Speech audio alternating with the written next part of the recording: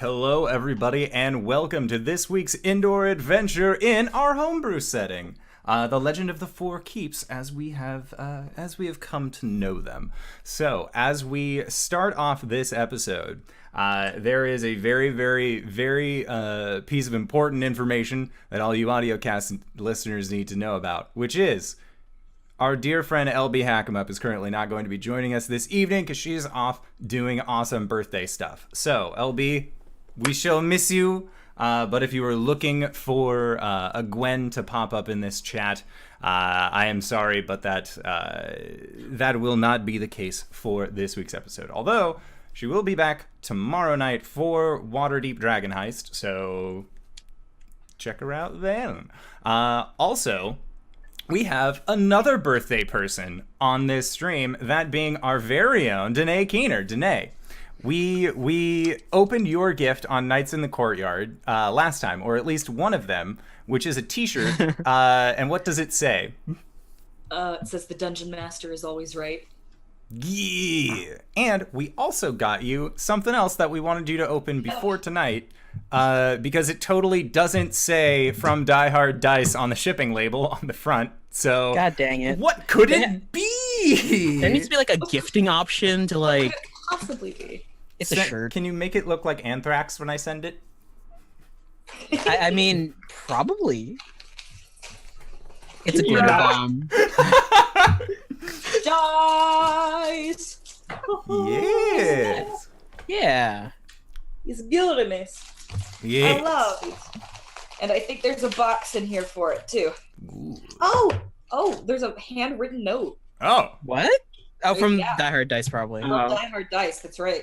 No, Barry took the time out of his day to Barry write that snuck in. over to America to write you a note in the Die Hard shipping label factory. I was like, whoa!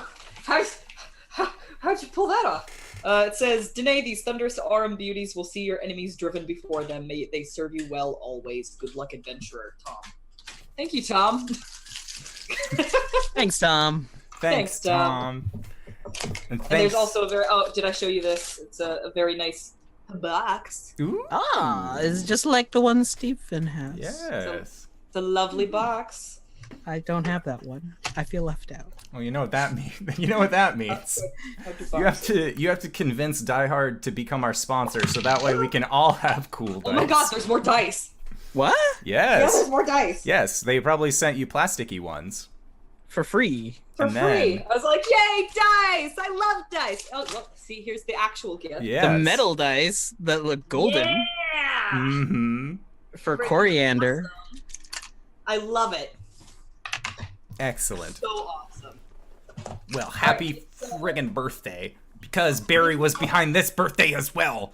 Barry's behind like all the birthdays All of right now. them. Let's break them. Except his own, so let's conspire, everybody. I'm gonna do an inaugural Let's roll. do it. Oh shit. What's it gonna be? It's gonna be a 2. Watch. My guess is on 4. It's 3. Price is Right rules, I Shit. win. No, I said 4. You chose 2. God damn it. 3. Right in the middle. I see. Connor won. That's who really won. I was going to say like 13. It's just I was on mute and also forgot or didn't know what we were doing. That is totally fair.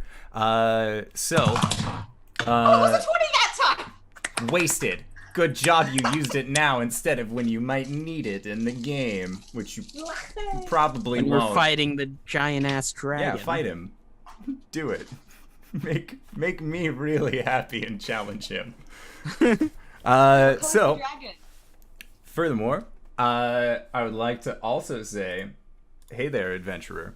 You're probably wondering to yourself, when was Indoor going to do one of his crosscuts to promote the store? Well, guess what? It's now. So, I would like to say, I love the merch that we get from this store. Honestly, it fills up my entire wardrobe at this point of just lovable, awesome shirts that were designed by people like Danae, people like Cyrewolf, and all I did was just throw them on a piece of fabric. So, I am always very happy about that. But I realized that our link previously was a little long. So what I've done is that if you go to bit.ly/indoor merch, like I just posted below, it is a much easier way to remember where you can find our awesome merch. Hopefully that takes you there and not some weird foot site.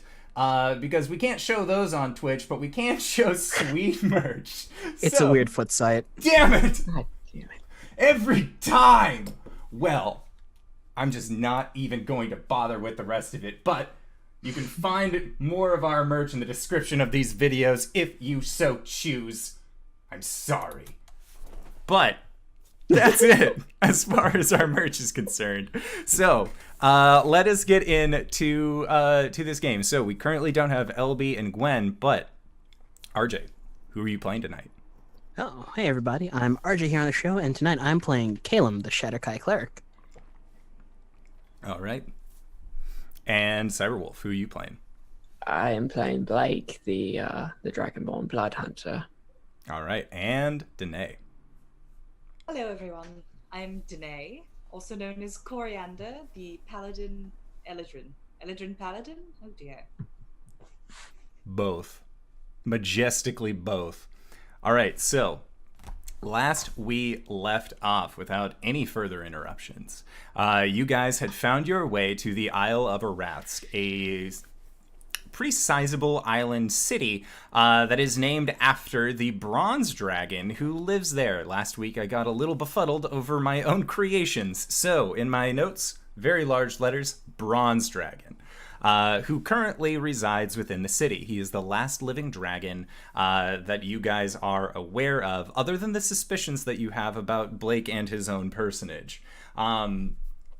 Then you guys decided to go to a fancy tavern owned by one Greybeard, where you ended up catching up with your with Caelum's old adventuring party, the group known as Off Constantly. After a brief interaction with them and waiting for Oliviette to deliver funds to you, you found out about a sea hag who lived on the shore of the isle, a woman by the name of Agatha. You ended up going to seek out this Agatha, this beach hermit, and upon doing so, were asked to perform one of two quests for her, one of which being to go and eradicate some birdmen who had been nesting on top of a set of what she described as herbs that were very important to her in her work, or to go and retrieve something from her sister. And you guys didn't actually ask what it was that you would be retrieving, but you know that Agatha does not like her sister very much, if at all. You then decided to retreat back into the city to spend the night in preparation for the next day and for what it would bring. Also having gone out to a shop, Calder's Concoctions, and met with a fire genasi who promptly sold them not only potions of healing, but also sold them a book on how to create potions of their own. Blake, as you were going to sleep, you decided that you were going to take a night out and write a letter to a friend, as you have for the last while. And in doing so, a seagull actually spotted you writing this letter and seemed to read over your shoulder. After you were done writing said letter, the seagull turned to you and said the words Darastrixi, dragon blood. And then proceeded to say that you should go and visit with Arasthk the next day, if possible. And then the seagull flew away, leaving Blake quite perturbed. After a long rest, you guys reconvened in the morning, Cori having spent another night meditating with Captain Oliviette, as well as summoning an old companion of hers through the Summon Steed spell. You guys have just met up in the tavern in the morning, and Gwen has been riding on the back of Cybra pretty much as she possibly could, having gained that ability the last time. So, what would you guys like to do first thing in the morning? Well, first I should a long rest on. If you're gonna be riding Cybra, like, from now on. I think you should get like a saddle or something. Look, dude, I can get a saddle whenever I need to, but right now this is fine. Cause she loves it, don't you? And Cybra begins to manipulate and move, or Gwen begins to just kind of like play with Cybra's face as she says it. And then follows up with, And besides, what'd be the point? This is fine. Saddle just get in the way. I don't know. Comfort, I guess. Well, you're fine with it, so suggestion, take it as you will. she just kind of Actually, shrugs. it probably wouldn't be a bad idea to outfit Cyber with some armor if you are going to ride her into battle. I don't wear armor into battle, and it's fine. Well, you get super angry and you ignore all of that. Cyber's just still a pup. She gets Unless hit you- once, she'll go down. Unless you want to teach her how to rage. Ooh. Gwen just, Can I do that? Cybra, do you want to learn how to rage? and she just like gets really, really aggressive towards Cybra, but in a very positive, energetic way. Cybra just like ears kind of perk back a little bit, and she looks over towards you, Blake. Oh. Fight back. No, it's gonna be fine. And she just kind of like pats Cybra's side a little bit. I don't think it's gonna be I fine. don't think it's gonna be fine. That was a terrible idea. Why did I do this? All right, so And Gwen just sort of leans back, kicks her feet up. what's the plan? What are we doing today, dudes?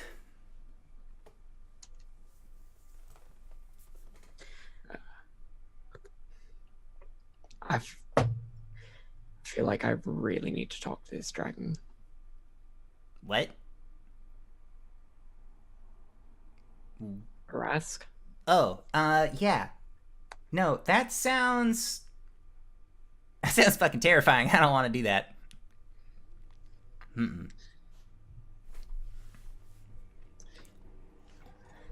That or we start to. How long do we have until like we can use Olivia's ship if we're doing that? Cori would know that would be another set of days, 2 or 3. And we decided it was a no on using the troll ship. Yeah, Gwen very promptly put her foot down at saying that she did not want to do that. Well, I mean, we still have 2 days until we can really pursue either of those goals.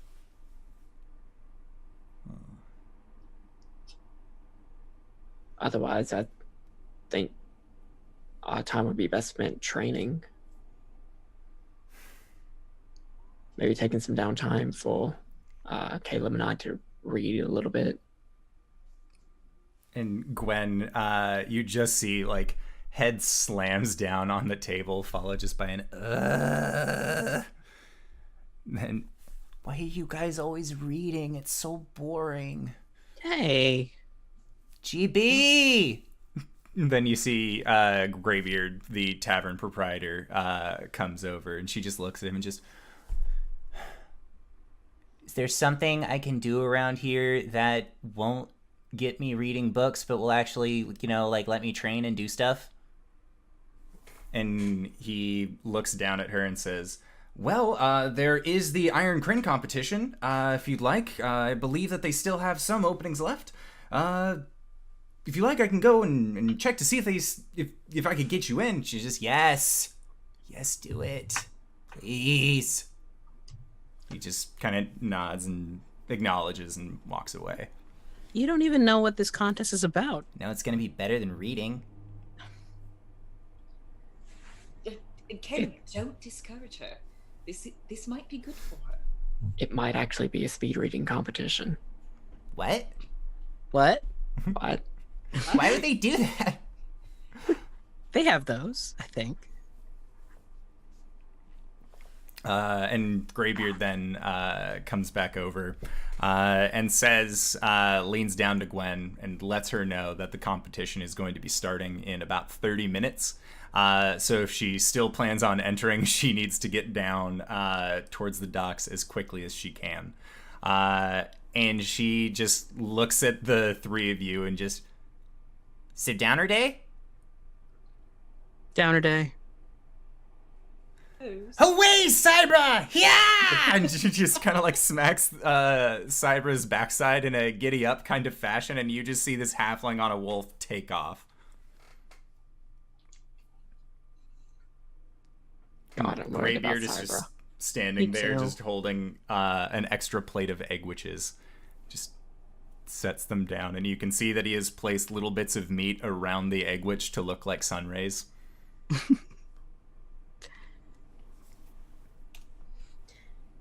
Greybeard, what do you know about Arasthk? Well, I The know... dragon, not the island. Oh, yeah. I know that he's old. He's really old. Most dragons are old, though. But he's bronze. He likes plants. And he's reasonable with his rental prices. You know, owning an entire island, you would think that maybe you'd try and gouge here and there, but he's actually been pretty reasonable with the entire thing. Just let me keep my business here for years. Other than that, he's big. Really big. Every once a year, he flies around and lets everybody know he's still kicking it, but most of the time he just stays up in the garden. Oh, does he do that on schedule? Is that a specific day in the year that he does that? Yeah. It's first day of summer. Oh, I see. Okay. It's quite a distance off. He calls it his pollination run. He just takes a bunch of seeds under his wing and just flies around all the islands around here and just drops them. Oh, well, he may be a bronze dragon, but it sounds like he's got a green thumb. Greybeard just... I like that one. I'm gonna keep it. Do you mind? Oh, certainly. Excellent. Thank you. But I thought chromatics and metallics were... You know what? I'm just gonna read my book. All right. Well, if there's anything else that you need from me, feel free to holler. You know my name and you know the place. He just kind of takes a bow and then makes his leave, leaving the three of you alone at a table with an extra egg witch that has little meats prepared in a sunrise pattern. I will take it. Okay.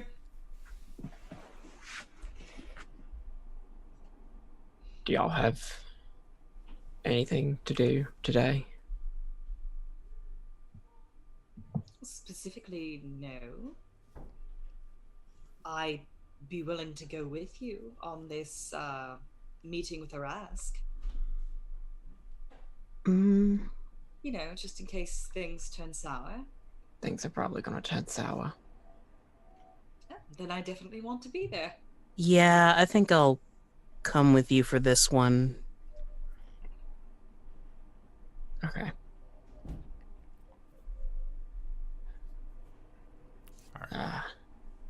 No time like the present. Just shoveling egg McEggwitch in his mouth. Mhm. I mean, of course, the assumption is going to be that we're just going to have a civil conversation, and if anything starts to turn a different direction, we'll have to kindly guide it back in that direction. Oh, I was gonna say run. I don't think we can outrun him. Oh.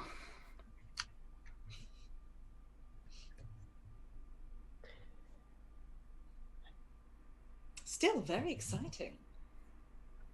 We get to see a dragon. It's really not all it's cracked up to be. Well, I mean, this one's at least going to be good. Hopefully. It sounds like he likes flowers. I like flowers. he might be all right. All right, and I guess we'll start heading to the big greenhouse. Okay. Yeah, so you guys begin making your way through the eastern quarter, or through the eastern district. And as you do, it begins to lessen with the number of buildings that are present. So you start seeing less of these shops and less of these homes. And it eventually just kind of opens up into a larger green field that then leads up to what looks to be this large multi-chambered greenhouse that rests on top of the hillside. Cori, what is Oakenheel doing at this time? Oakenheel? Yes. Well, he was supposed to be outside the stable, but... Did you go back to the stable? Well, I mean, like, not outside the stable, outside the tavern. Okay. Yeah, so as you guys exit out of the tavern, describe for them your mount. Oh, he's actually not there. Oh, never mind. He's supposed to be there. He's supposed to be there, but he's not. All right, Gotti.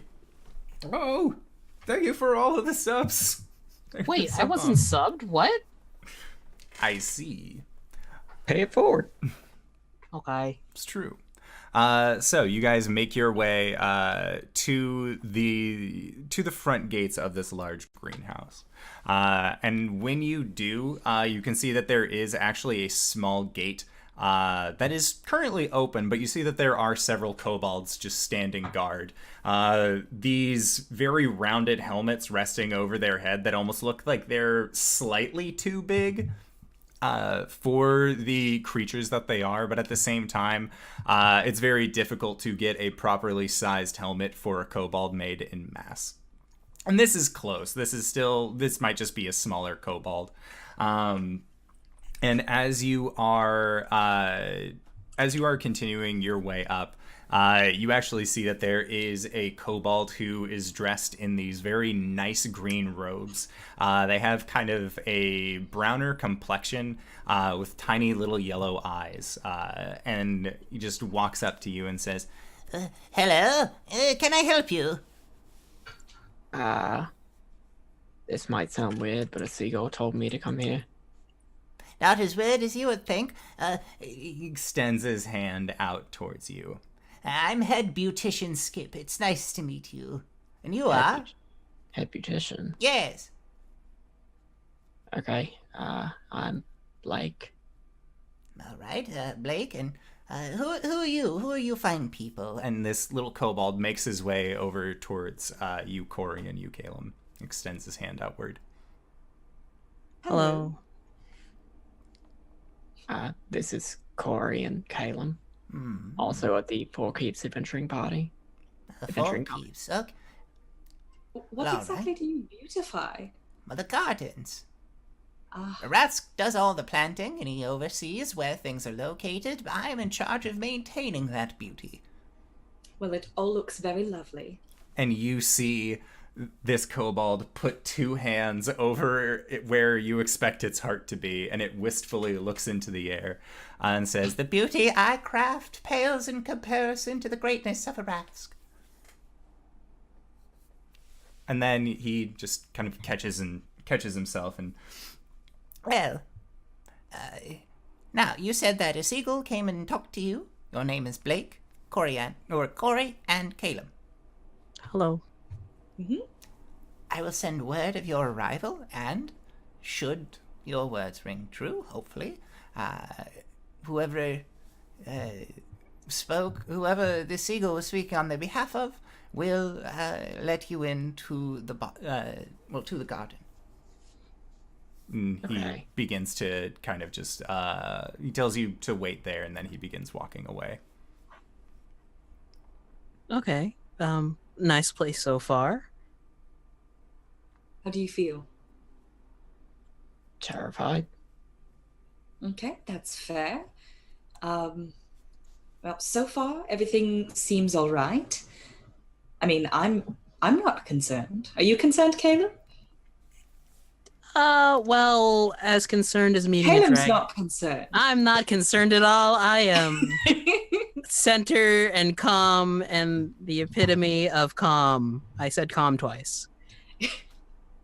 We are cautiously optimistic, and we're here for you, Blake. Thanks. All right. And after a little bit, this kobold returns outward. And you see that he actually has a seagull that has like landed onto his arm. And he comes out and he just says, This one actually got inside the gardens. It's not supposed to be there. Out with you! and he just like moves his arm out and the gull flies away.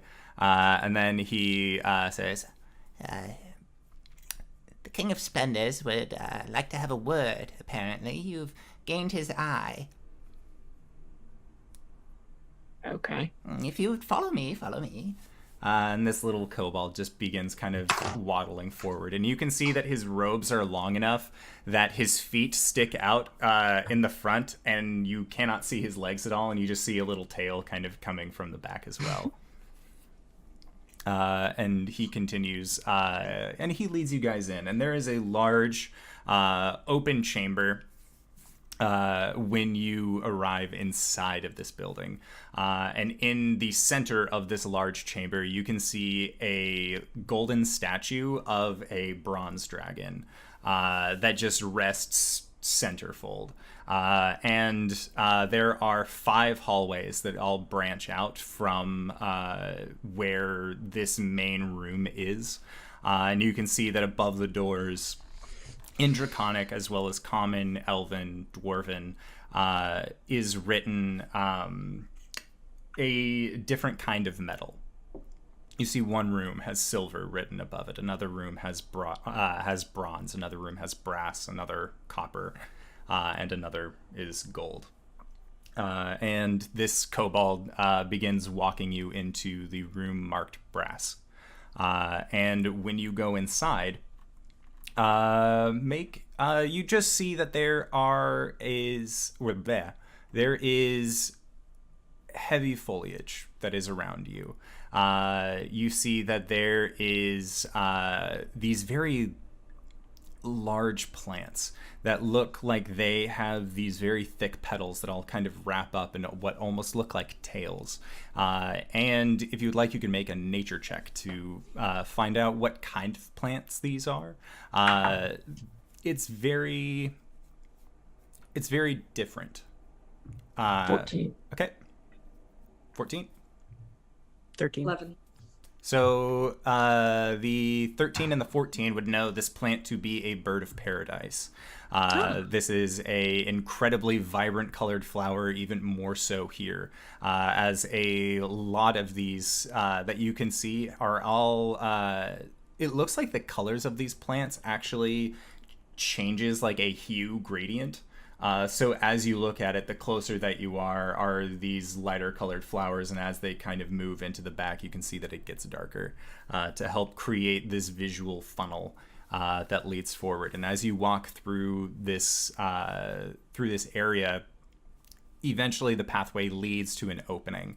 And in this opening, you can see that there is a fig tree that is currently growing. It looks like it is... It looks like it's been growing for a while. It has a very thick trunk to it. And you can see that the figs themselves are actually very heavy. They look like large pieces of fruit. And you see another statue that is built up. And instead of it being what you would expect to be this large bronze statue, is instead what looks to be another larger statue in bronze, and then a smaller one next to it. And you see that there is what looks to be a man who's currently reaching up and he's plucking figs from this tree. And as this, and after picking them for a while, or this kobold runs up and kind of like pulls on his coat, or pulls on his shirt tail and lets him know that guests have arrived. And you hear him, you see him kind of point towards you and says, Blake, Caelum, Cori, Four Keeps adventuring party. And the human just kind of nods and pats the kobold on the head, and then you see the kobold just smile to himself and begin walking off. And he bows to the three of you as he goes. And this figure then turns around, and you can see they have very dark olive-like skin. Their hair is very black, but where you would normally expect to be gray, in a almost like Reed Richards style haircut, where it's very short, but it's more styled on top and shorter to the back as well. And where the gray would be, you actually see what looks to be a very pale, almost seafoam like green color that sort of seems to be seeping into this dark hair as well. This figure has a longer face, and it also has a dark goatee that also has these just little speckles of that dark green, that dark seafoamy green kind of interlaced throughout it. And he turns towards you and says, "So nice of you to join. I'm not going to lie, I wasn't expecting you to bring company. But hello, and welcome to the gardens."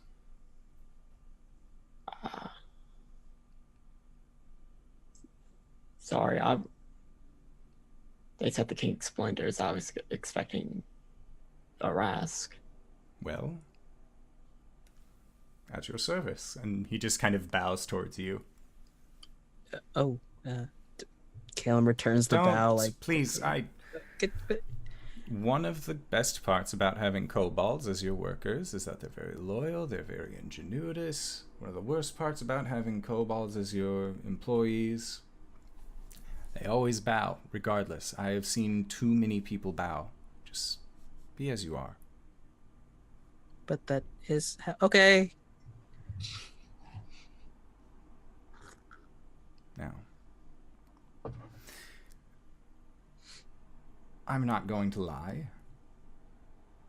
I could smell you the minute that you came into my realm. Not you two. Elves are... It's whatever. Yeah. You. And he points a finger towards you, Blake. I may have followed you a little bit to find out what you were really about. And if anything, you seem just scared. You don't seem aggressive. Like a stray dog could set you onto a single foot in a single jump.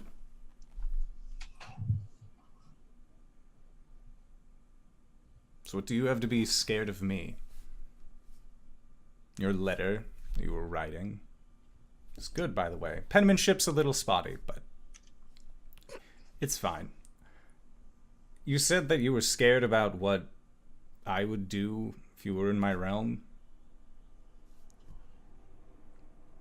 Don't be a fuckwit. And I won't fuckwit you. It's pretty simple. I hate him already.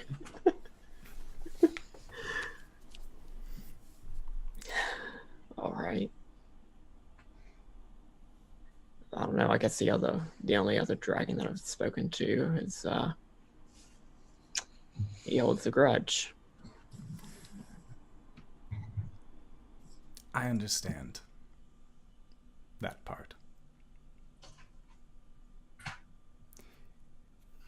If there is one thing that has ever been sweeter than the scent of any of these flowers, it was the day I learned of Tarlane's defeat.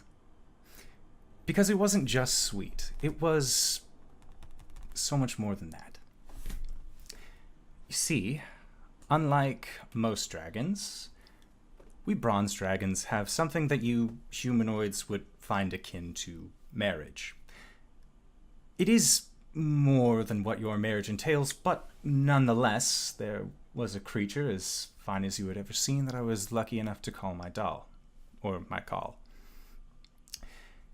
She was magnificent. nurturing not only the landscape, but for the well-being of others, and this realm was better for having Nomura in it. That is until your blood, not you, your blood came to our shores. And Blake, you hear welling up from inside you. She died gloriously, mewling for help as my magics crippled her wings, and I would trade your entire existence just to experience that sight once more. Is he talking to me or? Yeah. Or he seems to be voicing that internally inside you. You don't know whether or not he's directing it at you. Now, she died fighting the Obsidian Tyrant. And it was her death that led to a united front under my order. And it is why I must ask you a very, very poignant question. What are you doing here? Working a job. Working a job.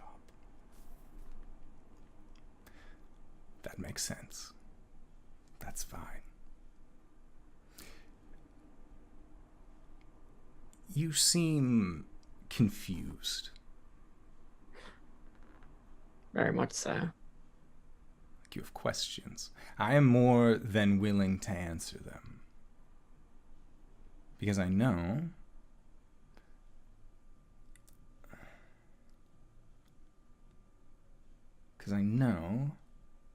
that you may not know anything about your past. What does being a clone mean? I read it in your letter. What does it mean? It's just what? What does it mean to you? I don't know. I haven't figured that out.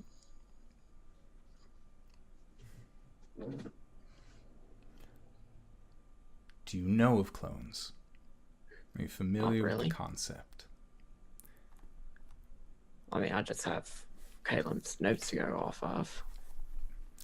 And what do you? And this figure's gaze turns towards you, Caelum, and you can see where had normally been these dark brown eyes, just flash bronze. And he looks directly at you, and they maintain this bronze color. And just, what do you know of clones? Well, they're like the perfect replication of a person. They take a really long time to grow. And what do you know of clones? Coriander says. I know enough that I've seen wizards use them. I've killed wizards, had those same wizards come back, killed them again.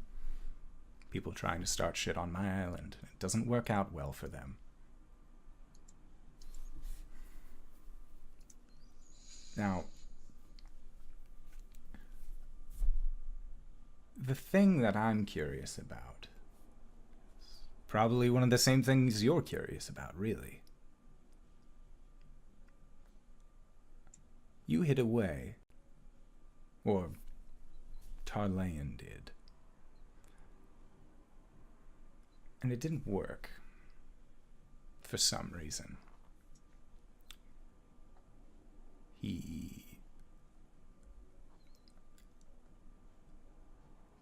Do you know under what circumstances this clone was to come back under? He was smart. Probably wouldn't have just had it emerge as soon as he died. He probably had something else planned. I don't know. Well, what do you know? Or you tell me that. I can do my best to fill in any blanks. I know a woman was involved named Tylera.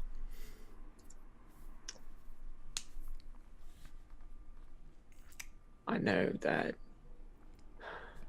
there was a war. that Tarlaine was involved in, and And it's over now. I made sure of it.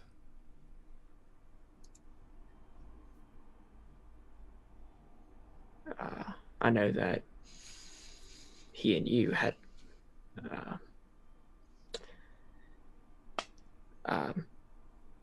were on bad terms, and I guess now I know why. Little bit of a sore spot, you could say.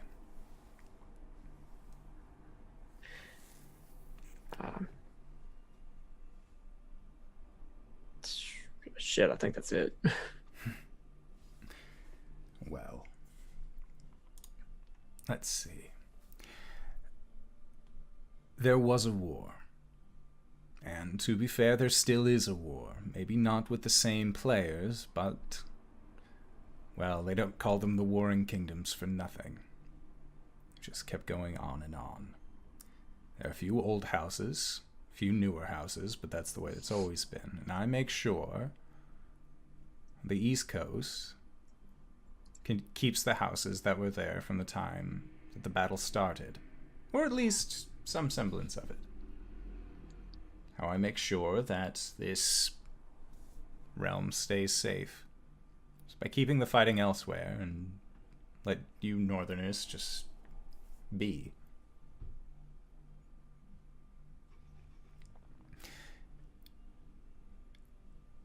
In your letter you asked why I was the only one left.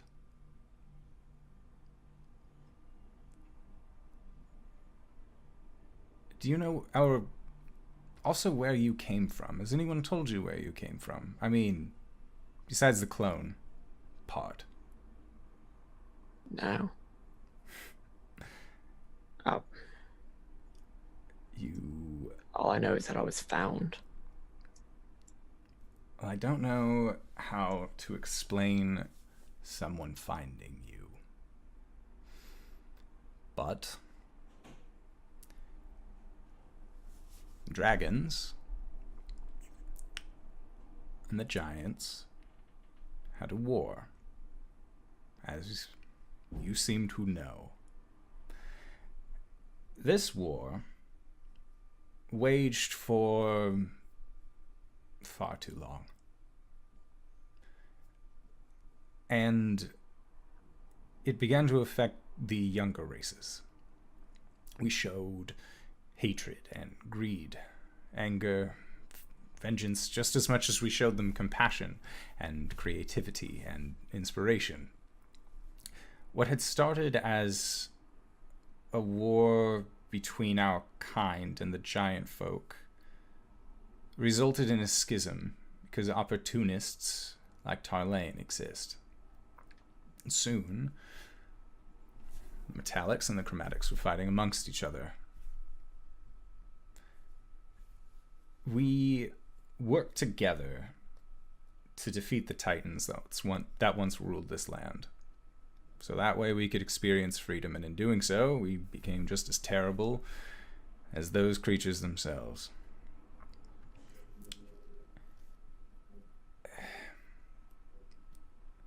In their hubris, the elves begat the Sundering for the sake of their own paradise. A valley of tranquility was what they desired, and they took it from the realms beyond our own. Their kind banded together and pulled in materials from these primordial planes and the realms beyond the stars, and for the betterment of all the realms, we joined with the giants to fight towards the common goal, to stop this sundering. The elves had opened the rifts, but they didn't know how to stop them, so we went through. Most of us. But, as happens with most doors, you need somebody on the other side to make sure that it remains locked. I was one of the younger dragons, and I had lost creatures very important to me. And so I elected to stay behind. and ensure that the rift's closed.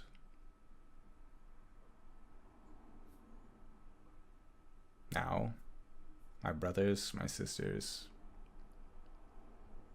are all on the other side, because they can handle that kind of elemental power. Same with the giants. And the few that stayed here, well, they are either gone or sleeping.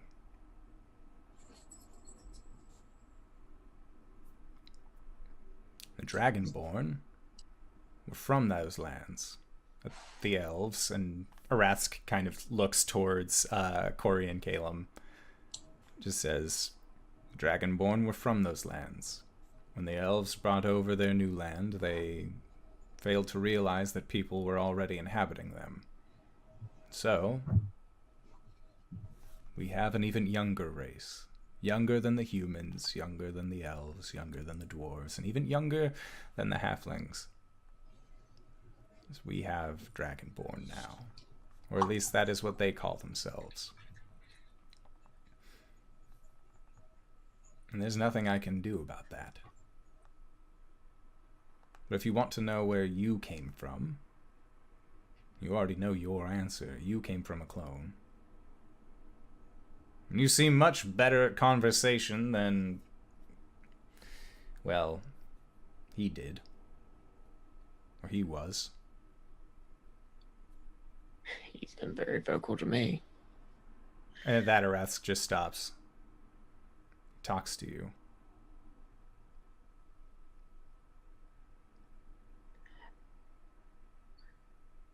Yeah, I mentioned that a couple of times during this conversation. I'm surprised you didn't pick up on that. Arasthk just puts his hands to his face.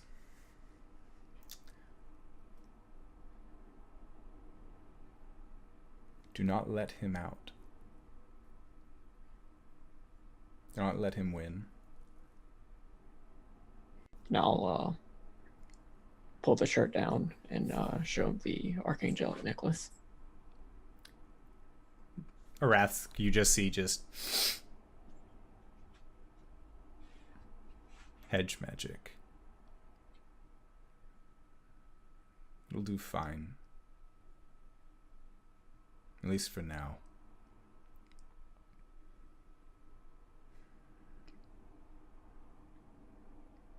Maybe I'll think of something. Something that can put him away. 'Cause this is your life to lead. This is your choice. Which brings me to another point. What is it you will go by? Your letter, you said that you didn't know. Blake or Arjan? Which do I call? I mean, I introduced myself to the kobold as Blake. People introduce themselves to kobolds by lots of names. There's a trader who came through here the other week who said his name was Weird Bottle. He was a gnomish fellow. Didn't make sense. I just didn't make sense as a name. Him as a person, he was kind of a gibbering man. No loss on my end. Look, I've been going through this identity crisis for a while. I don't like either name. What's a name you would like?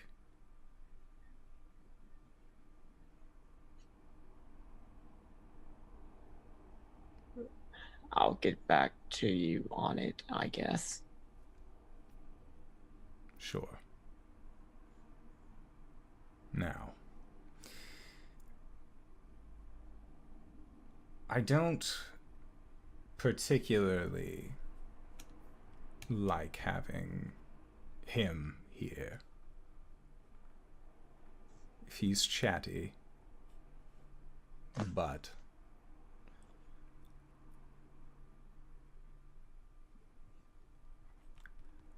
would you do something for me? I'm listening. That's simple, really. I have treasure. I have gold. I have things I can offer you in exchange for services. Now, when it comes down to it, it's all going to be, on paper, goods for services. But we all know what this is really about. It's about earning trust. If you can do the things for me, come back, and they are done, and you will earn my trust. I don't say these things lightly, but it is an option.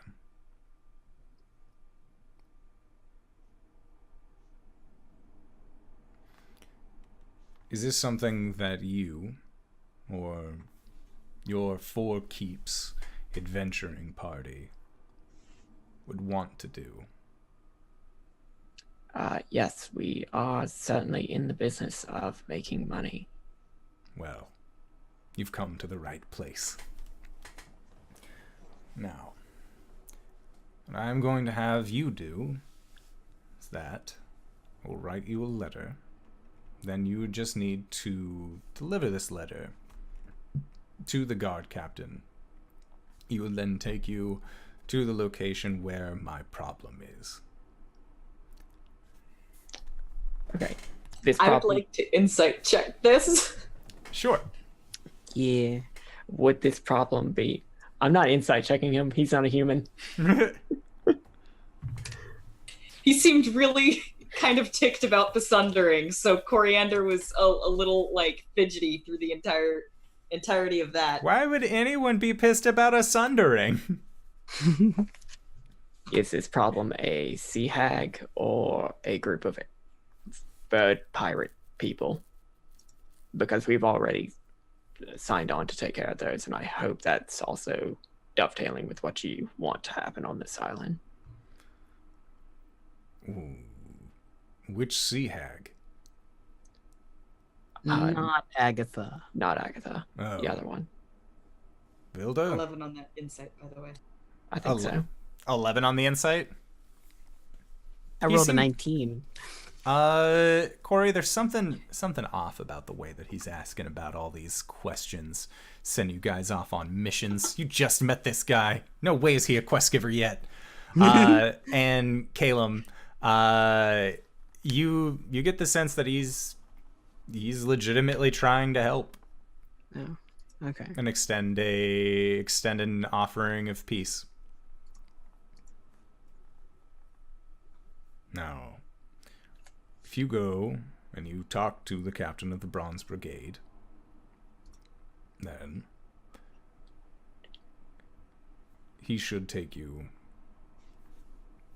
and fight. But bird people, I don't like them. But every time I go and try and get them away, they just fly in all sorts of different directions, and it's very hard to catch them. So if you manage to get rid of them, it's fine. Dead or alive? I don't really care. They don't ever pay their taxes either way. As far as I am aware, they are not citizens of the Isle. Good to know, good to know, good to know. And the hag. Vilda was not she was not good for the island. Cool.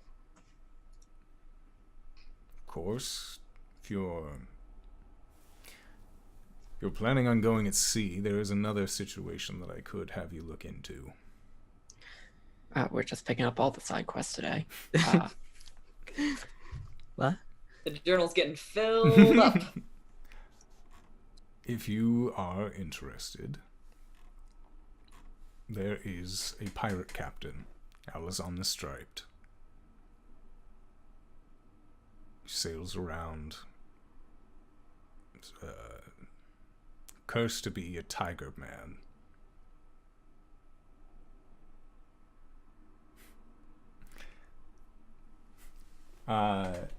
Yes.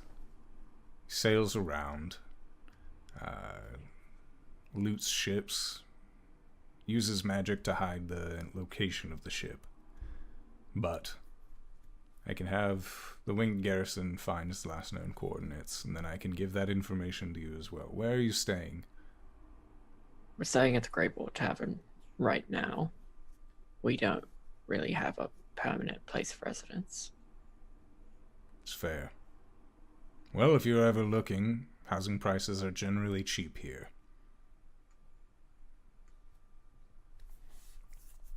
Now, is there anything else that you would like to ask of me while we have the time? It's close to my ficus's afternoon watering. Yoo-hoo.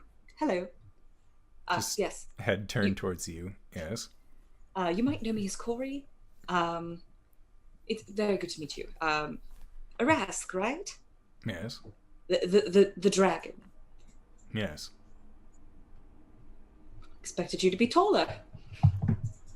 I didn't expect anything from you, as this is our first meeting. Fair enough. I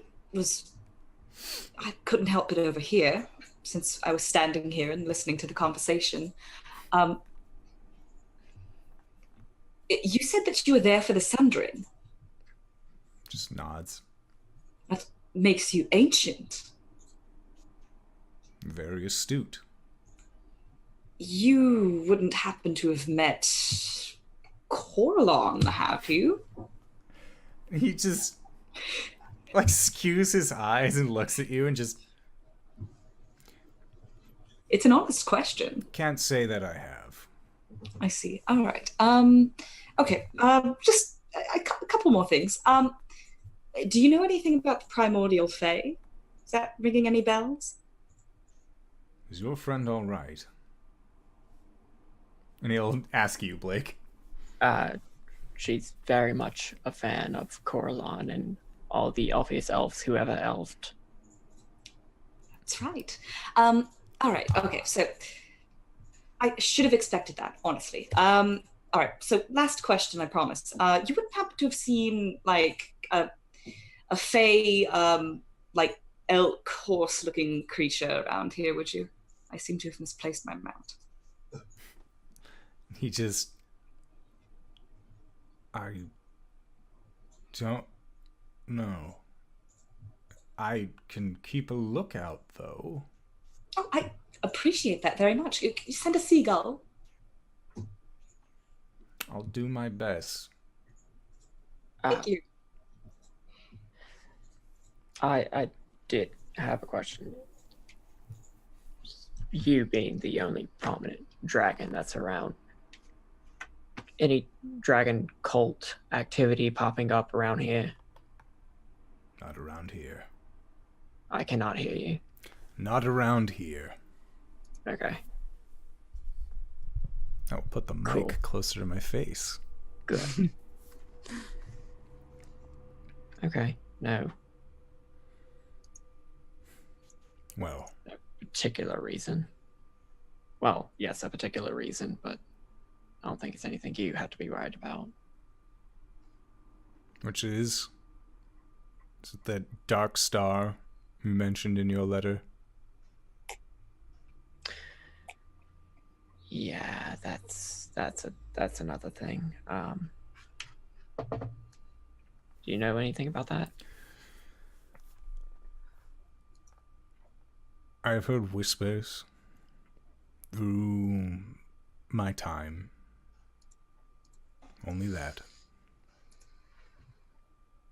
And those whispers. There were.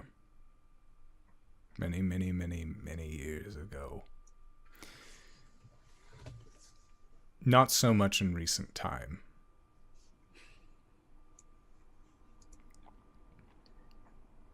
Back when magic was more malleable. It was around then. But not for a while.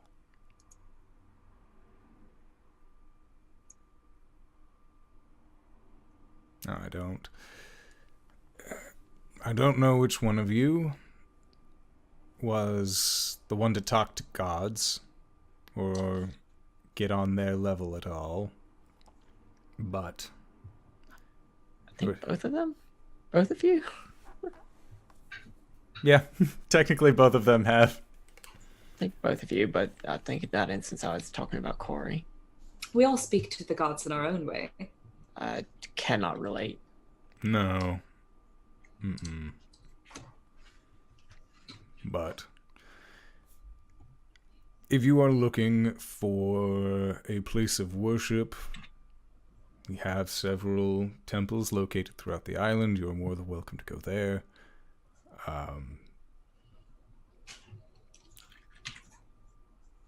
My place of worship follows me to my service. I'm sure it does. Just kind of like, just gives you a gentle nod.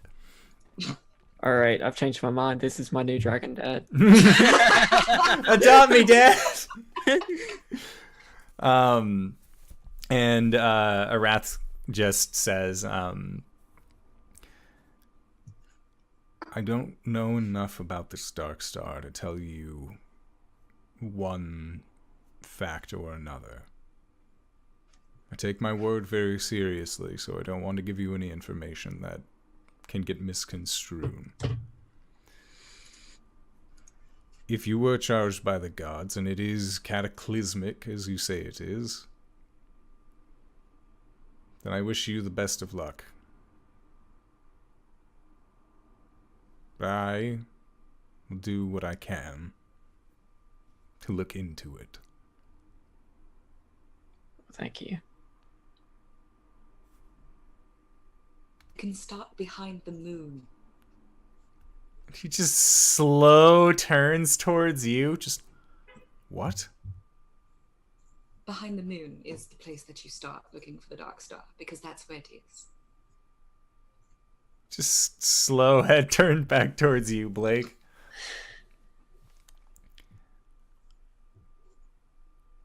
I will do what I can.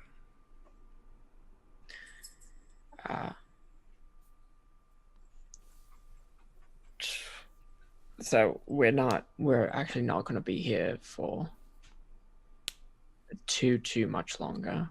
We're going to check out your stuff and deal with these jobs.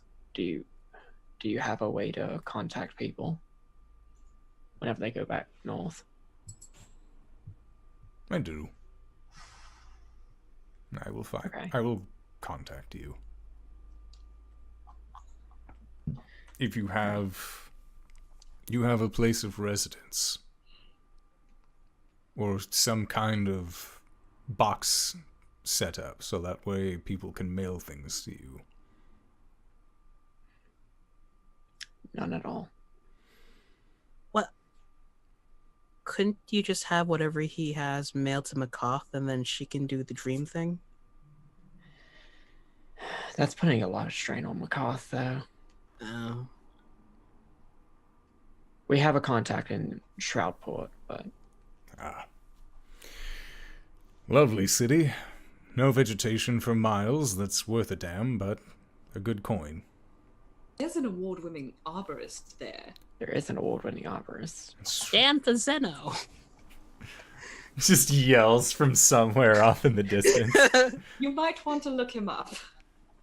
I'll be sure to, thank you. Oh. So. Yes, I see you quiet like one. plants. Sorry. When we first encountered the award-winning arborist, he had a plant problem. And it was caused by these worms that kind of turned things into, like, dangerous, living, destructive plants. I really can't describe it properly. It has to, like... Almost as if they were a blight on nature. Caelum thinks for a second and then casts Silent Image to show, like, the plant people from Stan Fazeno's house. These blights, as Blake called them. They grew out of the ground? Is this what his awards were for? No, that was how we met him. He owed my mentor a favor, or my mentor owed him a favor. Well, I have seen things like this before. Pretty recently, as a matter of fact. It's one of the many reasons why we had to get Vilda off of the island. She has a staff. A staff that can turn and create these things. So she started messing with my plants. Started messing with my kobolds. She started being really mean to Agatha. Like, she tries out on the beach. She really does. So they got into a dispute and left. Are you saying that... What is the importance of these worms? Did Vilda create these worms? Looks at Cori. Looks at Cori. They have, I don't know how much you've told us. They have something to do with the Dark Star. Well, from what the arborist told us, he had gotten the soil in his yard from a forest up north that had burnt down. So we were chasing a lead up there, but then we came over here for a job, and we're going to investigate what's going on in the north, because it might have something to do with the Dark Star. Did I get everything? I think so. And the worms... I think the worms somehow, I don't know, form the vegetation into these monstrosities.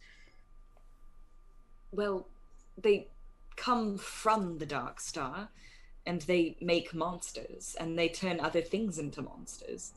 And so far down here, they've turned plants into monsters, but I was told that they could do it to people, too. And Velda has a staff that can do that? From... Yeah, I think that was the thing that she stole from Agatha. It looks like our side quest has become the main quest. We have to follow the trail of the arborists.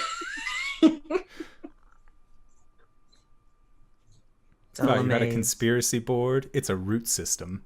No, it's a hedge maze. Boo. Congrats, sir. You did it.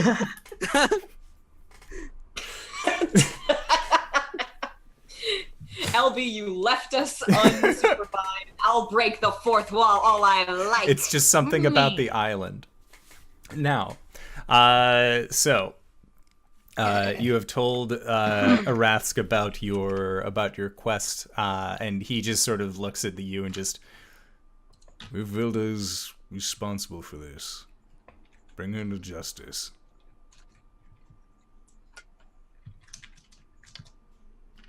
Can we negotiate the terms of payment?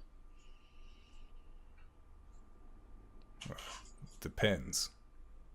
You said that you already had this quest from someone else, so I cannot negotiate for them. That's correct. But we intend to go after this. We intend to go after whatever you send us, whatever problem that your guard captain will direct us to. We're going to be searching for your pirate captain.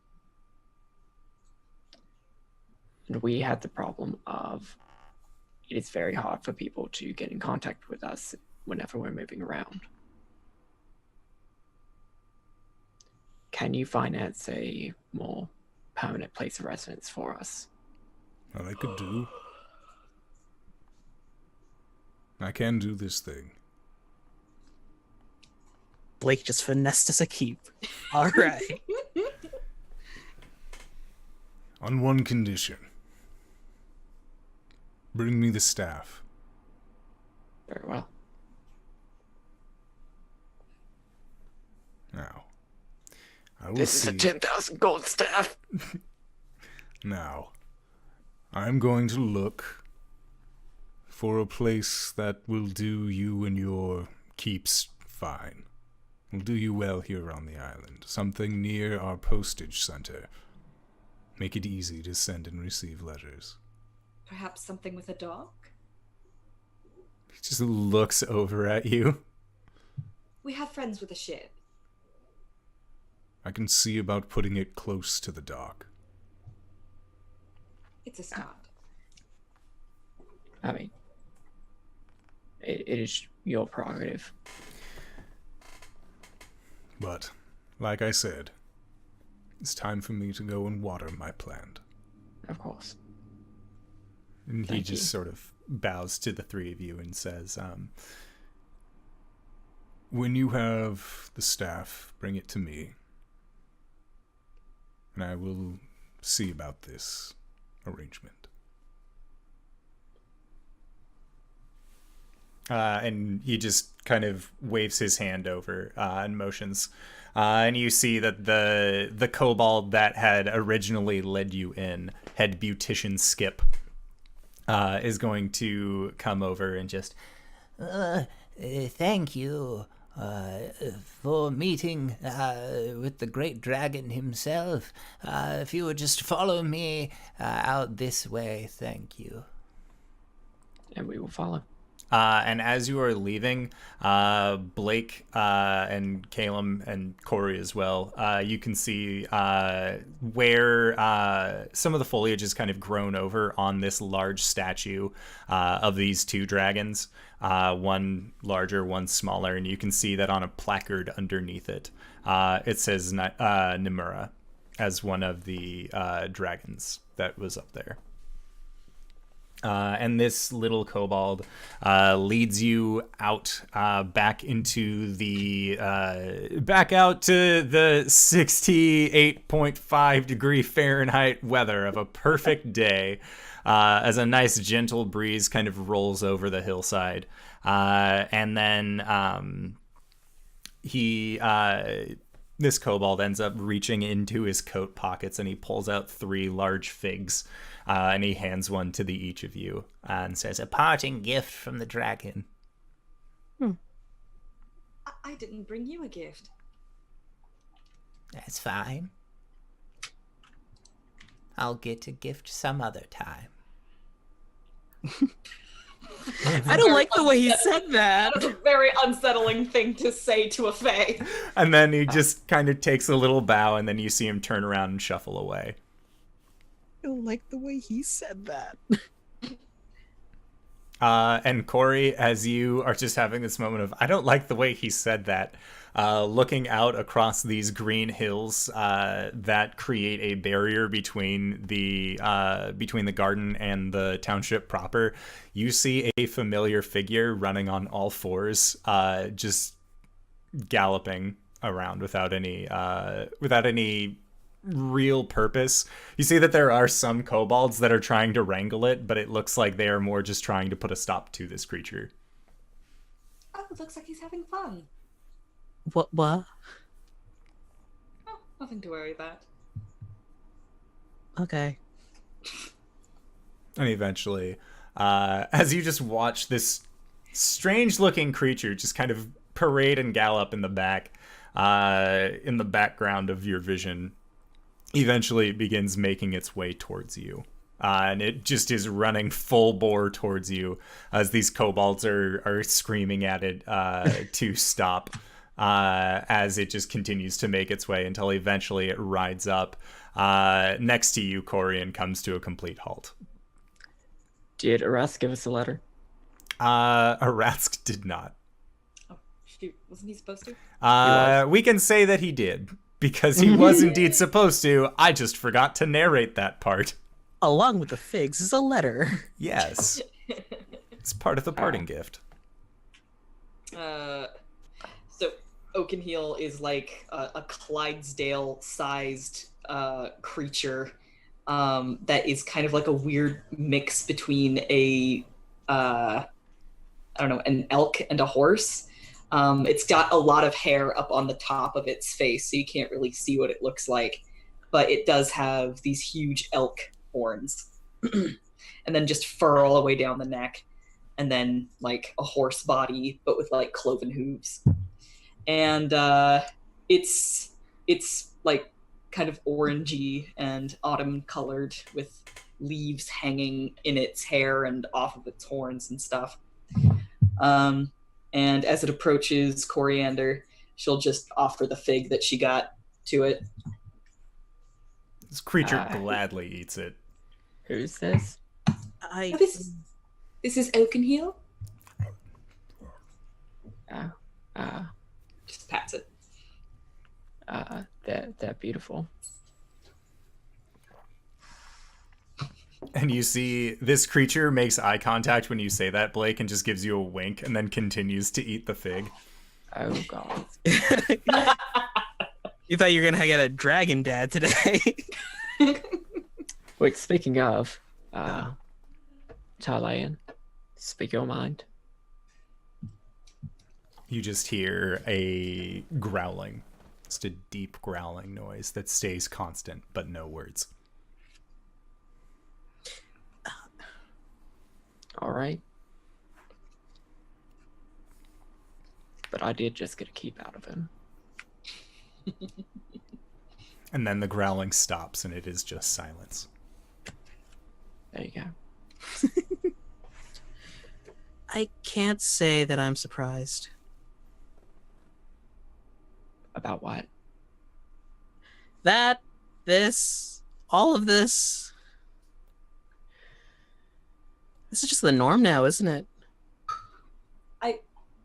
I don't know what you're talking about. Don't worry about it. I just go up and pat Oakenheel. He's just huge. Like, you know when you get next to like an animal that's large enough that your head could fit inside its chest cavity?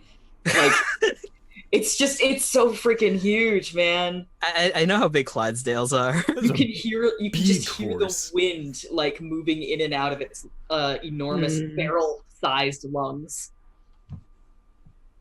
And it Gods. just looks down at you, Caelum. I offer my fig. It just licks its lips and then begins to eat the fig. I'm eating my own damn fig. Fuck that.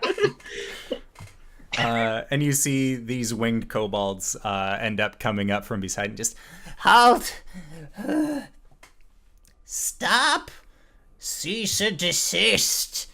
and there are just two of them that are very much out of breath, and their little wings kind of fold against their backs. Yes. Is this your creature? Oakenheel doesn't belong to anyone. So it's a wild beast? Yes, very. Cori, is this your mount? Is this your... Yes, but only when he wants to. Can you please keep him under control? Can it read? Can you teach it to read? I don't know, can it read? I don't know. Oakenheel, can you read? It shakes its head no. Caelum, can you teach Oakenheel to read? Shrugs. Maybe. I've never tried to teach anyone to read before. Why would Oakenheel need to read? There are signs placed throughout the beauty gardens in the city that say, keep off the grass, do not destroy the foliage, and it would appear your creature has been grazing all morning. There are several flowers that we'll have to replant. God, I thought I was the one who was going to die from this encounter. I mean, that makes a lot of sense. Oakenheel goes where he wants. Can you at least tell him to not eat the plants in the surrounding area? Or maybe you could buy him food. We have markets set up for this kind of thing. I don't know why you'd bring an animal like this onto the island, to be fair. You know, it's mostly city, right?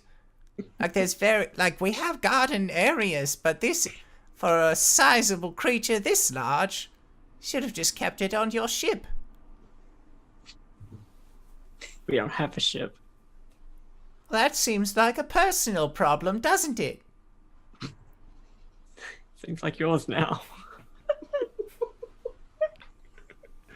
I'm sorry. Coriander's just like watching this exchange with like complete puzzlement on her face. Just like, why don't these kobolds understand that Oakenheel goes where he wants? And you see this kobold figure pulls out a piece of parchment and begins to write on it and says, For destroying city foliage, Uh-oh. a fine of 20 gold pieces will be placed against... He said this creature's name was Oakenheel. That's right. Are you going to be signing for this? You I don't said it think I can't should. read. I mean, it's not for me. I don't think I should. Oakenheel? Blake gestures toward it. Toward the kobold. and the kobold comes over. Do you have a pen? Holds up Doctor. the pen that he has been using. No. He'll sign it Blake for the moment. I should get a pen. Now we're going to make a copy of this and get you to sign it as well. Then we will need you to go to the glorious coffers of Arasthk, where you can pay off the fine for your crime against the city. And it looks over at Oakenheel. Oakenheel just kind of like snorts at it and stamps its foot once, and you see the kobolds cower back a little bit. So, without any further question, thank you for your time, and hopefully this isn't a repeat offense. And he looks up, and the two kobolds just kind of look up at Oakenheel, and then hand you your citation before they begin flying off. Cori's gonna hand it to Oakenheel. You see Oakenheel just begin to start eating it. Cori. Hmm? Please understand that I am very much concerned that this dragon still can and will kill us. Do you think he would? If you keep fucking up his gardens, yeah. That doesn't seem like very good behavior. Killing us or fucking up the gardens?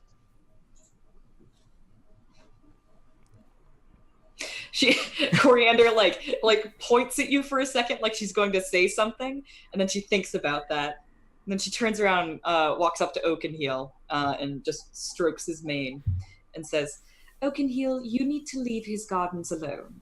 There are other places that you can graze, but the gardens are off limits. Looks over at you and just slouches its head. You can see that it has like a half eye roll going as it continues to munch on the notation for munching on garden. And then as you tell it that it needs to graze somewhere else, just kind of rolls its head to the side again. And then just begins eating the grass directly below you. Is that grass off limits? No, it would appear that the kobolds at the garden, the ones standing by the gate, are just watching this happen, but they aren't making a move to try and tell you no. Okay. Yeah, this works.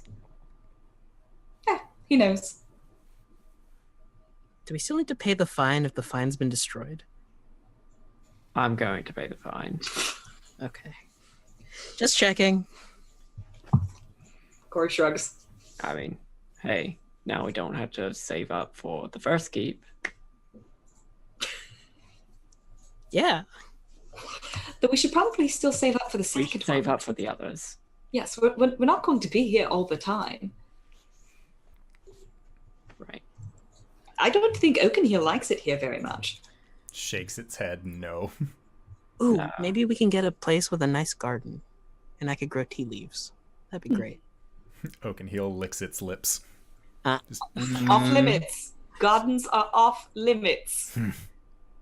just sulkingly eats greens. And during the break, I want to pay this fine at the coffers.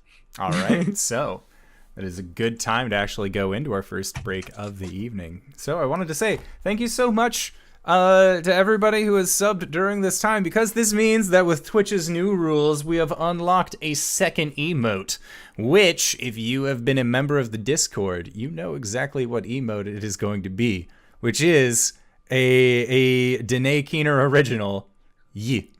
It is our little Sahukin fishman saying Yi. Because it makes sense. I am excited for it. But we are going to try and be back in 5 to 10 minutes, so don't go no place unless it is to grab a food, grab a drink, grab a friend, or visit bit.ly/indoor merch and pick yourself up something that you can either use to store a drink, store a friend, or store a food, depending on how you keep your friends stored. What's a fruit? I don't know. Words are hard. It's the food you get from friends, like dragon figs. Like dragon figs. Dragon figs. All right, so we're going to try and be back in 5 to 10 minutes, so don't go no place, and we will see you guys soon. All right, everybody. Hello, everybody, and welcome back to Cyberwolf's By the Beautiful way, Dog. if you want some nice merch from Indoor Adventure, you could go to bit.ly. Indoor Adventure. What did you do? I bit into an orange. Why did you? No, you didn't even peel it. What? No, what are you doing? Look, Matt Mercer is a great person to idolize. Don't go that far. No, he's doing it. I almost want to be like a parent who got their kids smoking and forced them to finish the whole damn thing. But I don't want. No, God damn it, no. Oh my god. Oh. Hello, everybody. Welcome. Welcome back. Hey, all you audiocast people. If you want to see how Justin fucks with me every week when we return, you should check us out Monday, Tuesday, Wednesday, sometimes other days throughout the week. I'm like halfway done. I might as well. Oh, God damn it. Oh no. I agree with That boy JD. ain't right. RJ, I love you, but you ain't right. The boy ain't right. So at 5:30 Pacific Standard Time, Monday, Tuesday, and then this week, we're working on getting people together for a Wednesday show, but we also have a Thursday show, which we haven't announced yet, that our dear friend Dammit is going to be running, called, I think it's Stories of Woodlake, which is a horror-based game, where I am going to be playing my alternate ego. A man named Howard who wants to run an indoor air conditioning repair podcast. So you should definitely come by on Thursday and check out that game. It is going to be with myself, JD Lady, Graybeard, other friends from our Discord, Vibry, VBRY, as well as a new player that I only met recently from one of Barry's other games who goes by the name of Satan. So... Hail Satan! Hail Satan. So I'm excited for you guys to see that on Thursday. It's going to be very fun. That one's only going to be going for a couple weeks while we kind of get a better feel for the game system. So you should definitely still come and check it out. I'm going to be enjoying it very much because I always love being able to play in friends' games. But... where we left off last time was Blake going and paying off the debt that Oakenheel had garnished them at the glorious coffers of Arasthk. So we were going to pick up with you guys walking out of the bank, having paid off that fine. What would you guys like to do now? We need to find a god captain.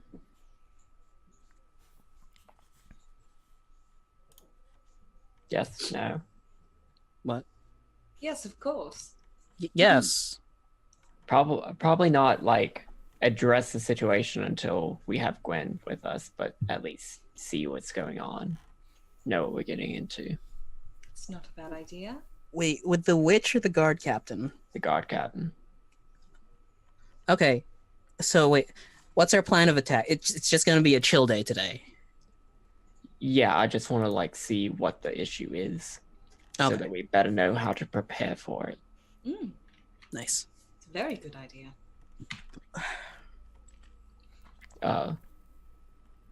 Crap, what does the guard captain look like? I don't. Also, where is he? None of those things were described to you in very Excellent. much detail. I'm going to flag down a kobold guard. Okay. All right. So you make a persuasion check. Excuse me, yoo-hoo. Hello. Uh-oh. Oh no, I've got too many tabs open. Gosh, Tabs. too many tabs. Persuasion. Oh, I'm actually good at that. Holy cart, that's one of my best ones. Well, I guess, Paladin. 13. Okay, so with a 13, you end up talking to a kobold guard by the name of Dean. And Dean is, he directs you to the guard captain station, / the guard quarters for the city at large, which rests on the eastern shore of this divided island, and is also a very large building. It's a large circular stone structure that is actually put on more towards the entryway into the port that you guys had actually seen previously when you rode in on the Midnight's Dancer. Getting into the aisle, so it doesn't take you very long mentally to kind of map out the path that you need to go in order to get there. And the guard captain that you are told to talk to is a kobold by the name of Scoot. Ooh. So you guys make your way there, and it doesn't take you more so than about an hour to actually make it all the way to this captain station. And when you get there, you see that there is a very bright red kobold who is wearing what looks to be a very tiny breastplate, as well as has what looks to be fancier armor, fancier gear than these other kobolds that are around him, of which there are 3. And as you guys arrive, Scoot kind of looks at the 3 of you and just, Yeah, what do you want? We were sent by Arasthk, and I'll hand the letter that I think we got. Oh, and he reaches up and plucks it from you and kind of reads it over and just, I see. Well, if you could just follow me. and he begins walking you guys back out of this building. And he ends up walking with you guys for probably about 35 minutes. And as you are going, he is followed by 3 more of the 3 little kobolds that were with him initially. And he explains that So, what we have is that we dig tunnels underneath this city, so that way we can store all of the glorious wealth and worldly desires of the people of the island. However, sometimes we dig a little bit too deep. We understand that. Get a little carried away. So, a couple weeks ago, we dug a little deeper than we should have while hollowing out some storage spaces for the bank. And we found these, I don't know what they are, but they're like long, big. They Not look cave fishers. Not cave fishers. They not look cave- they look almost like a snake would, but they're fat. And then they also have the beak on the front, and then these large tendrils along the sides. Can I make a nature check? yeah, nature or arcana. Arcana, we go. Is a 18, 19, 20, 21. I've never heard of such a thing. 26. Faith Fiend or Undead. No.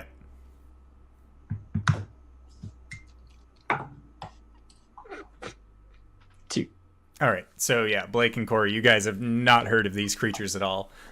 Caelum, you were kind of like you were very curious as to what it was these creatures actually were that were being described, but as soon as you heard extra tendrils on the face as well as a beak, you would know these creatures being described to be called Grix.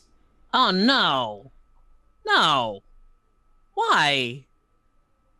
Yeah, I don't like them either. Like I said, sometimes we dig a little bit too deep. There's a really big one, and then there are 3 smaller ones. They're just kind of hoarding off one of our layers. Caelum, you're familiar with these? Yeah, they're really...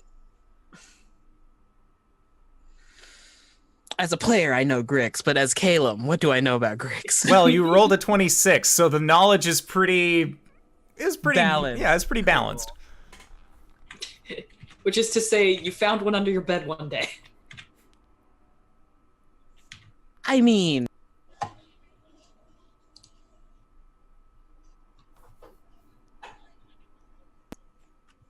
I know their attacks, but they're like you said, they're like snakes with beaks and tendrils, and they like to constrict their prey and then bury the beak into them. It's really gross. Yeah, it's not a There's super cool way to subterranean. find your friends.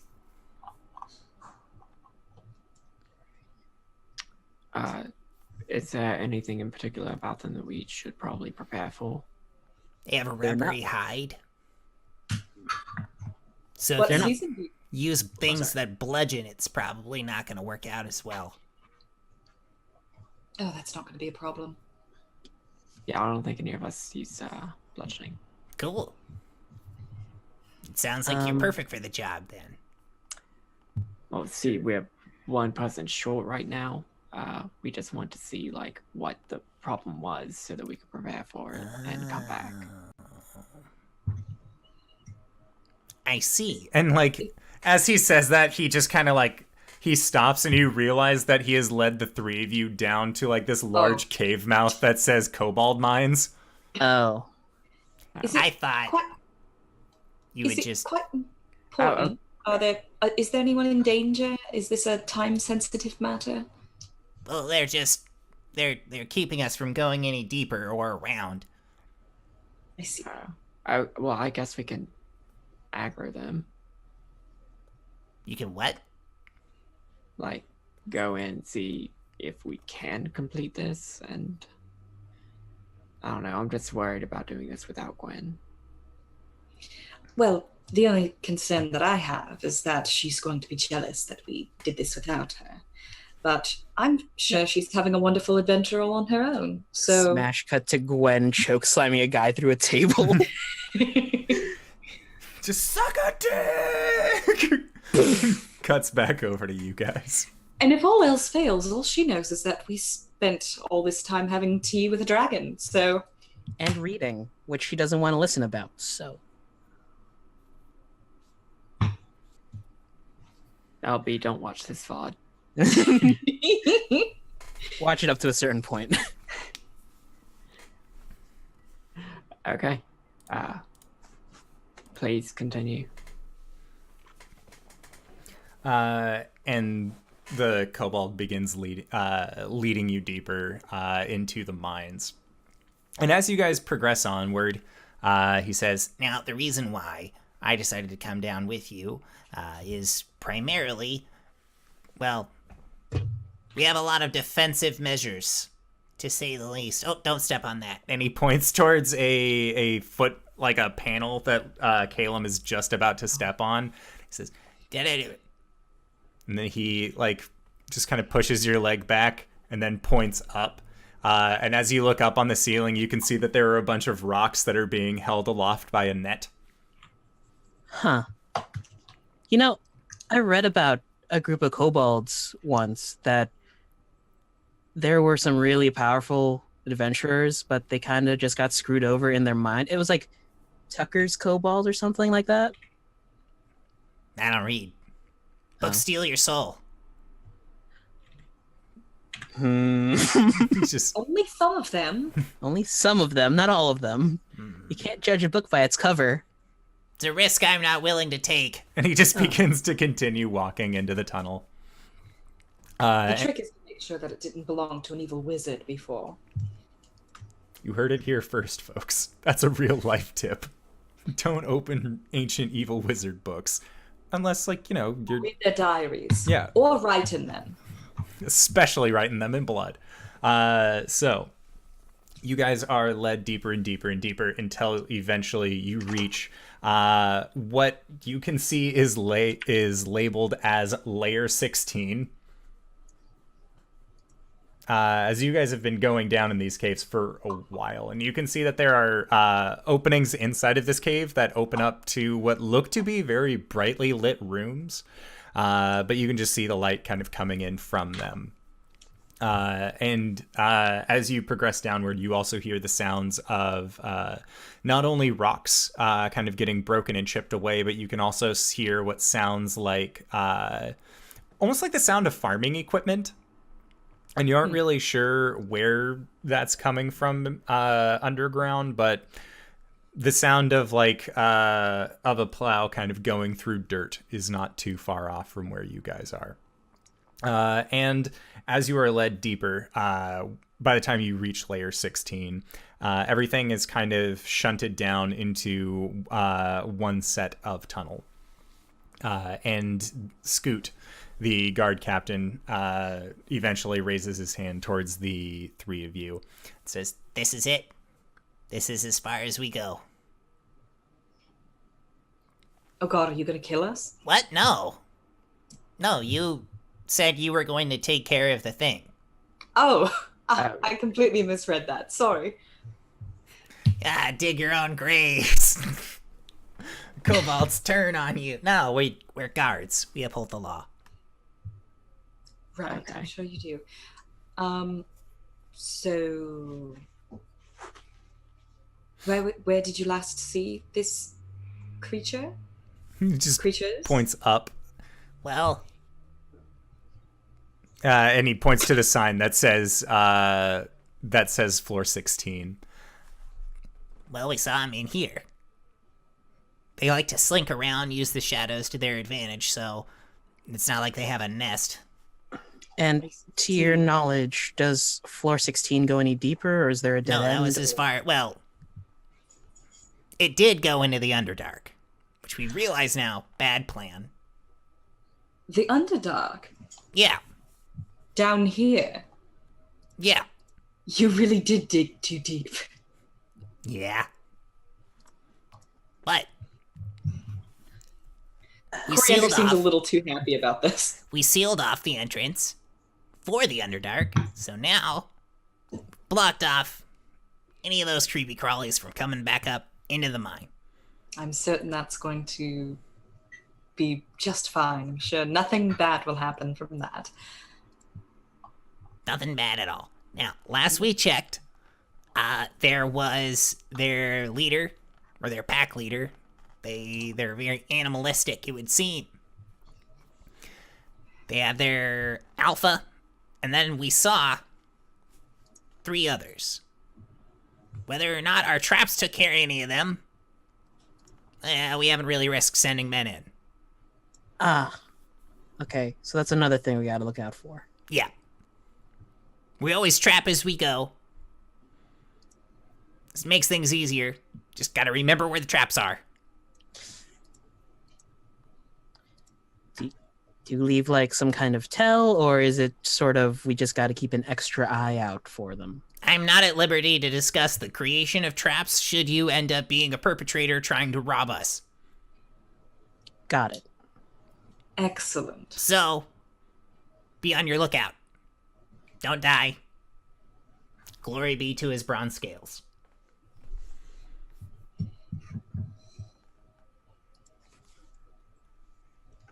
So I guess we're heading in.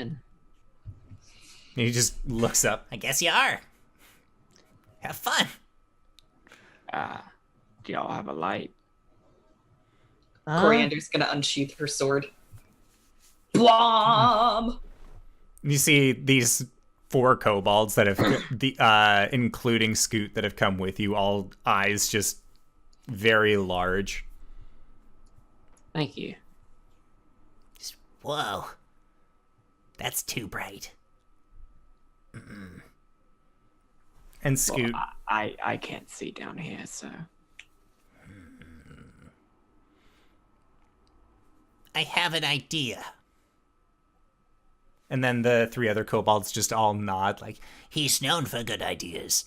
and he turns and looks at the three of them, just, Do any of you three want a promotion? Uh-oh. and they all just like arms brace out and look and just, I am going to choose one of you to accompany our chosen adventurers. Who should it be? and they all just begin like kind of fighting amongst themselves as to who should be the one to come and join you. And they are just throwing punches, biting at each other, until eventually the guard captain walks over, grabs the first arm that he can see, and then pulls it out.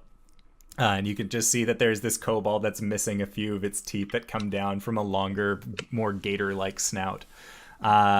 And he looks at it and just says, All right, Peck, don't let us down. and he just tosses this kobold, like pushes it more towards the rest of you.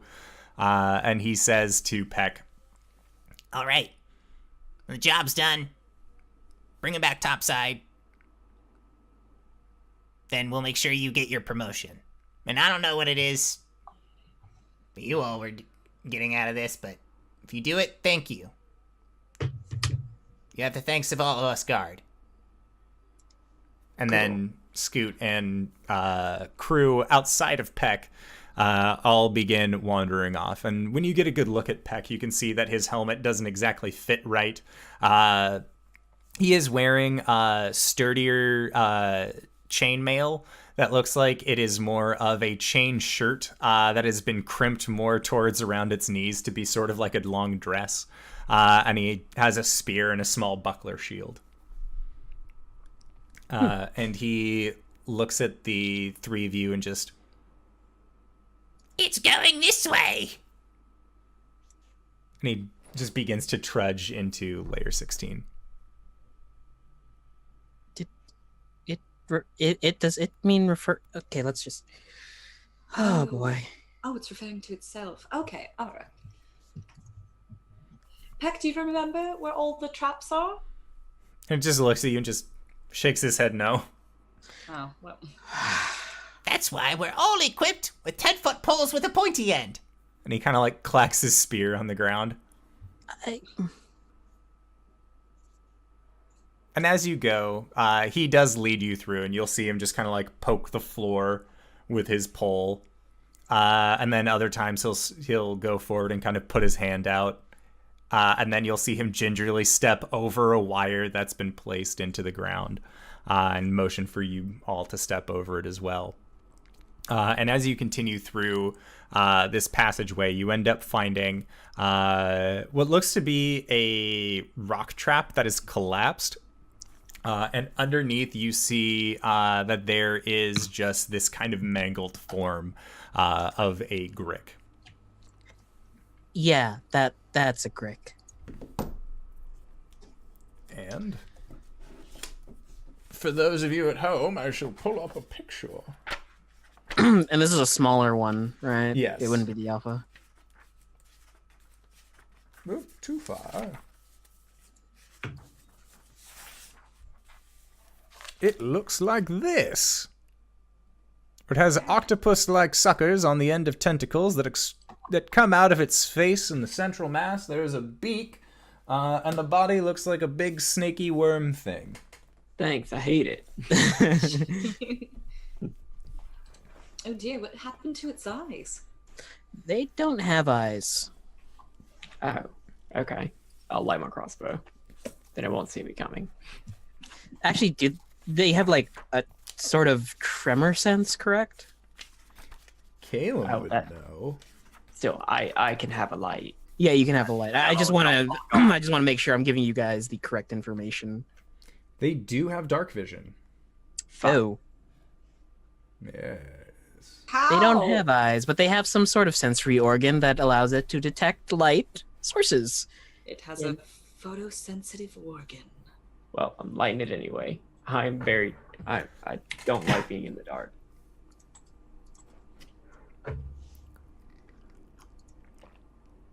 right.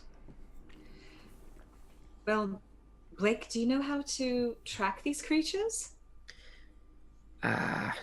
Would you be able to ascertain a way to track these creatures by looking at one of these? I'm not sure what this is, but I can try. It's not something that I've studied, No. but I will try to I'll try to track it, Okay. see where the others were going. Sure. Here, Grick on a stick is a delicacy in the Underdark. I'll have to ask Oliviette. 5. Okay. So you get a pretty good idea of where these creatures were going. And you kind of point it out to Peck. And then he begins kind of leading you along and continuing, just kind of poking around on the ground as you guys go. And you follow for about another 10 minutes or so, until eventually the path that you have been leading yourself on eventually comes to a dead end. Where it looks like they just hadn't finished carving out more of a tunnel. And that is when Peck just kind of like pokes at the rocks a few times and then turns back to you, Blake, and just... I don't see him. Oh, okay. Yeah, sorry, I don't know how to track these things. Oh, no concerns. Well, I suppose... Caelum, what do you know about Griggs? What do they like to eat? Is there any way we can lure one out into the open? I'm trying to remember. Hey, DM. Yo. If that's either the Stranglers or Griggs, they're pack animals, and they normally... Do they try and strike out at the lone creature in the back? That sort of dealy? Or is it something totally different than I'm remembering? That depends. Are you standing in the back? I think Cori would have turned because Caelum is standing in the back. Yep. So... Well, normally they go for the weakest target standing in the back. And as you say that, Caelum, you just see this tendril latch off of the wall and attempt to strike out against you. It does miss, though. Rodents of unusual size. I don't believe they exist. All right, so I would like for you all to roll into initiative. Oh, hey! 12. Oh, wait, no, that's -1. 9. Okay, so we have Caelum, Cori, and Blake. So, Caelum, what'd you get? 9? I got 9. Cori? 14. Okay, Blake. 12. Gotcha. So...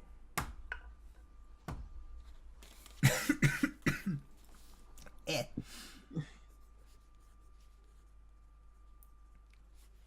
So that was...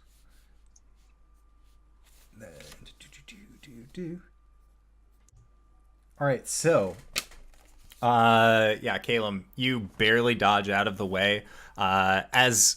It's almost like a spider sense that you have now, where when you feel yourself being alone in the back of the pack, something bad is going to try and steal you away from your friends. So you just instinctively turn as you hear something moving behind you with your shield, and this tendril just lashes against your shield as it comes in. And Blake, as you turn with your crossbow towards where this sound is, you can actually see what look to be 3 of these shapes that are all just kind of moving towards you guys. Oh, all 3 of them are here. Yes. As it seems like you did lead them down a path of their creation, but this was a hunting path. Yes. So, it is the larger one's turn, and it is going to try and lash out against Caelum. Oh. So, does a 21 hit? Yeah. Okay, so that is going to be for 10 points of slashing damage. And then it is also going to try, as this is its tail that just kind of whips out and cracks against you, and then it's going to rear back and try and tendril you. For an 18? That hits. Okay. Or I'm gonna cast shield to block it. Give myself an extra 5 AC Okay. for the rest of the turn. Sounds Shield. good. So, you manage to dodge out of the way of this tendril as it does come in towards you. Next up is Cori. All right. Well, I was probably towards the front of the group, yeah? Yes. Well, I'm going to try and attack the one that just attacked Caelum. Okay, the bigger one or the smaller one? Because there are three. There are two small ones, and then I'm going one to large go one. for the bigger one. I say begrudgingly. But first, as a bonus action, I'm going to cast Shield of Faith on myself Okay. and gain +2 to my AC. And here I come. All right, how's about a 14? Okay, so a 14 just hits. Or you Right. said the, bigger one? The bigger one. Okay, 14 does not actually hit that one. Ruh-roh. Ruh-roh. All right. All right. You got a second attack? I do! Yeah. I completely forgot. I'm sorry. Okay, that was even lower, so it does not hit. Hey. Sounds good. Next up, Blake. So Caelum, Caelum's up front right now, right? Yes. I don't want that to be the case. So I want to try to get in between Caelum and the Greggy if I can. Okay. Putting the crossbow away and lighting my claws.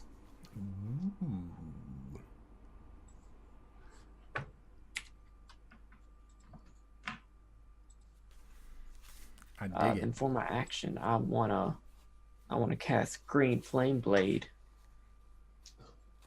Through his claws. Does an 18 hit? Big one or little one? Whichever one was closer to Caelum. All right. The one closest to Caelum would be the big one, and an 18 Okay. does hit. Cool. Okay, about to say ruh-roh. That's probably the only time this attack will hit. Is the little one within 5 feet of it? Yes. Okay, that's going to be the second target Okay. of the Green Flame Blade. But first off,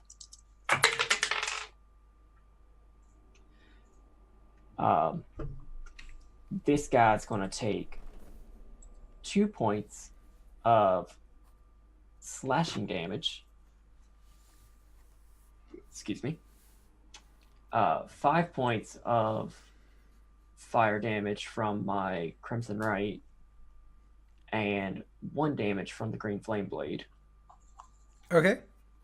And the second one, the smaller one, you'll see the same like green, like claw slash in the air, just made out of fire, and it's going to take 4 points of fire damage. Nice. Sorry, 6 points of fire damage. Okay. So, as you finish off your turn, it is going to be Peck's turn. And you see with his long pole slash spear, he's actually going to tap a certain spot on the wall twice. And when he does, you see what looks like there had actually been a little bit of mud and foliage on the wall just starts shooting out darts. And the creature is going to need to make a save. It's going to roll a 6. It gets a 6 on its roll? Okay. It's going to roll a 6. I'm going Got to it. spend my blood die. So it manages to fail getting out of the way of this trap. And it is going to take 9 points of piercing damage. But as they sink into the creature, you see that it kind of wriggles around as some of them just seem to drop out, like it didn't do nearly enough damage. I thought you said not to do bludgeoning damage to it.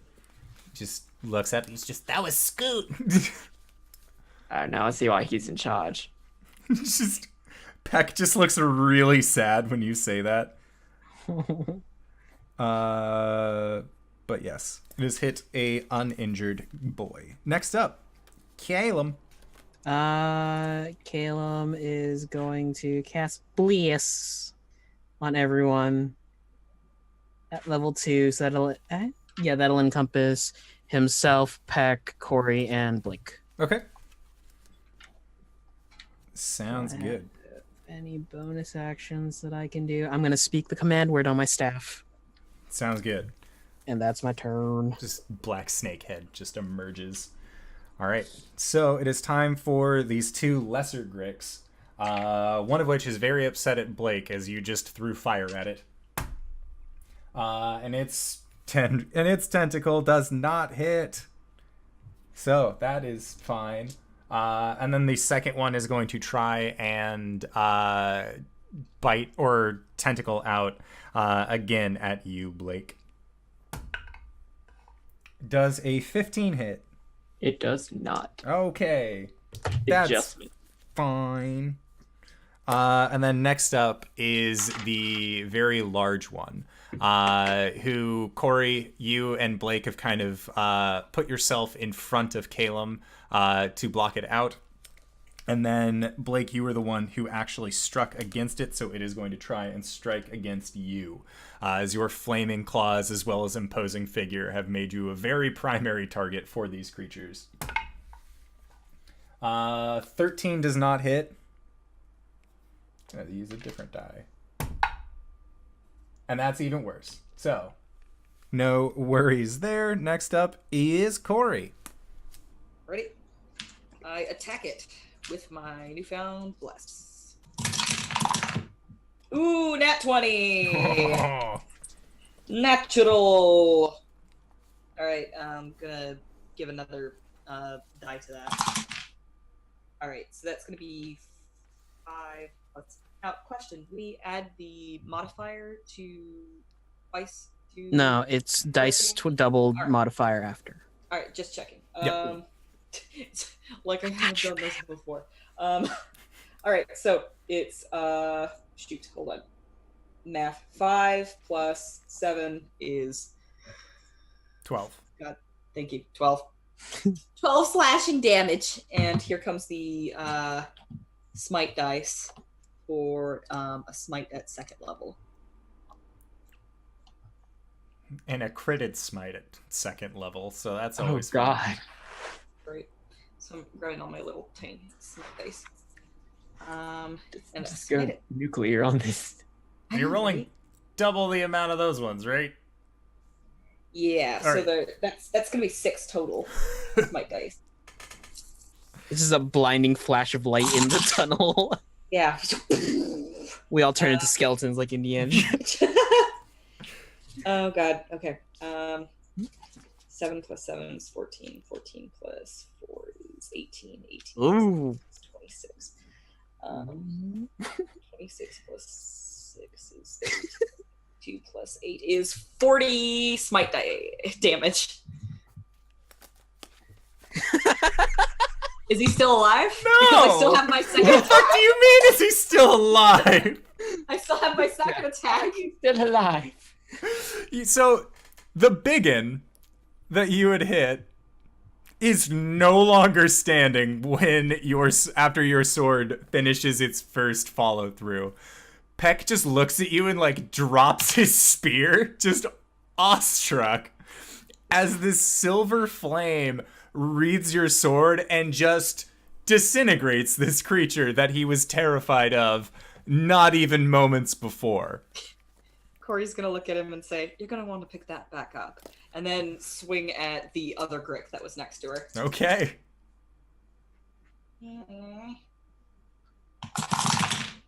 All right, how's about a 16? Yeah, that'll hit. All right, 13 slashing damage, And I'm going to use another smite on this one. I'll just use a first level smite on these little boys. Okay. Why does everyone sound so scared? It's okay. I'm your friend. I'm scared for the Gricks. 7 smite damage on him. Okay. This thing is barely holding on. Cool. Now my turn is finally over. You don't have a bonus action or anything you want to do? Not necessarily, no. Okay. All right, next up is Blake, and you see the big one is gone. You've seen Cori explode things when she's hit them before. That's what happened to this Grick. And then with the second strike, you just see this other creature also rear back and look very injured. So there are two. There are two, Right. one of which is barely holding on. You can see that Cori cut through its central mass where its tendrils are. So you see it's kind of like hanging off of the side, barely able to keep 2 of these tendrils moving while the other 2 are just kind of writhing a little bit more furiously.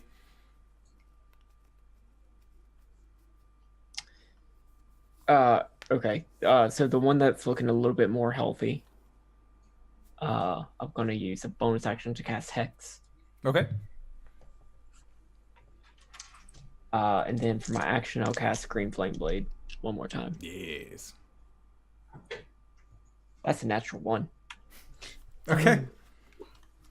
So, you definitely miss on that attack. No problem. Next up is going to be Peck. And Peck just picks up his spear, looks at the creature that's barely holding on, and is going to make a thrusting jab. And because it has allies within 5 feet of it, it's going to get Pack Tactics for advantage. Hey, tactics. And he's You going mean to hit. Pectix? Good little guy.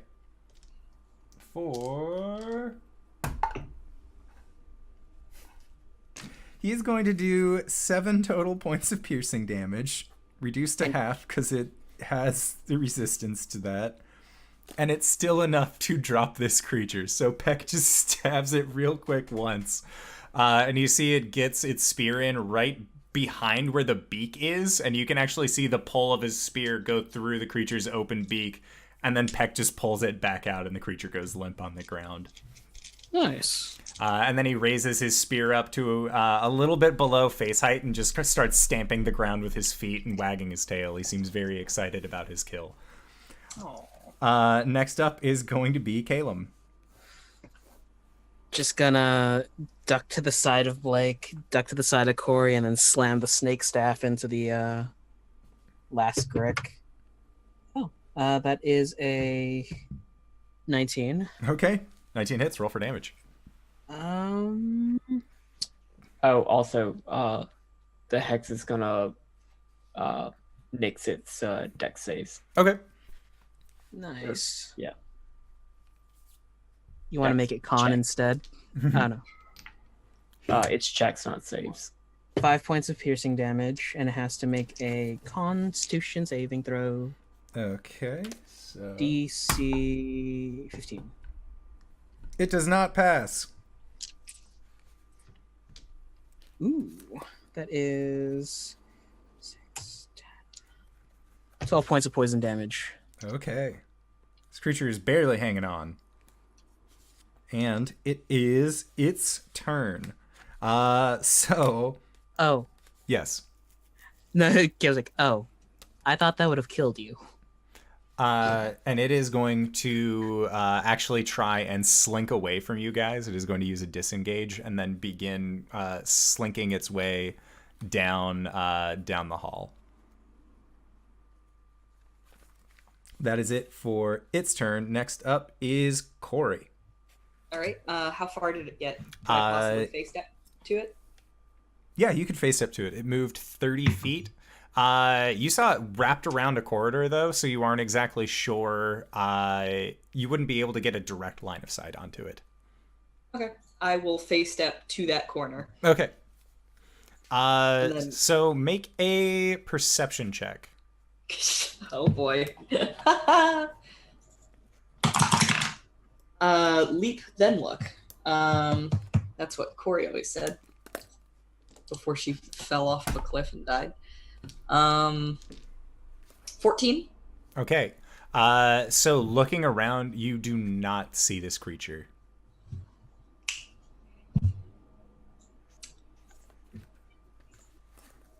God's blood. All right. So then next up is Blake. And Blake, you just yeah. watched Cori pop over. I'm running after Cori. Okay. Make a perception check as you go around the corner.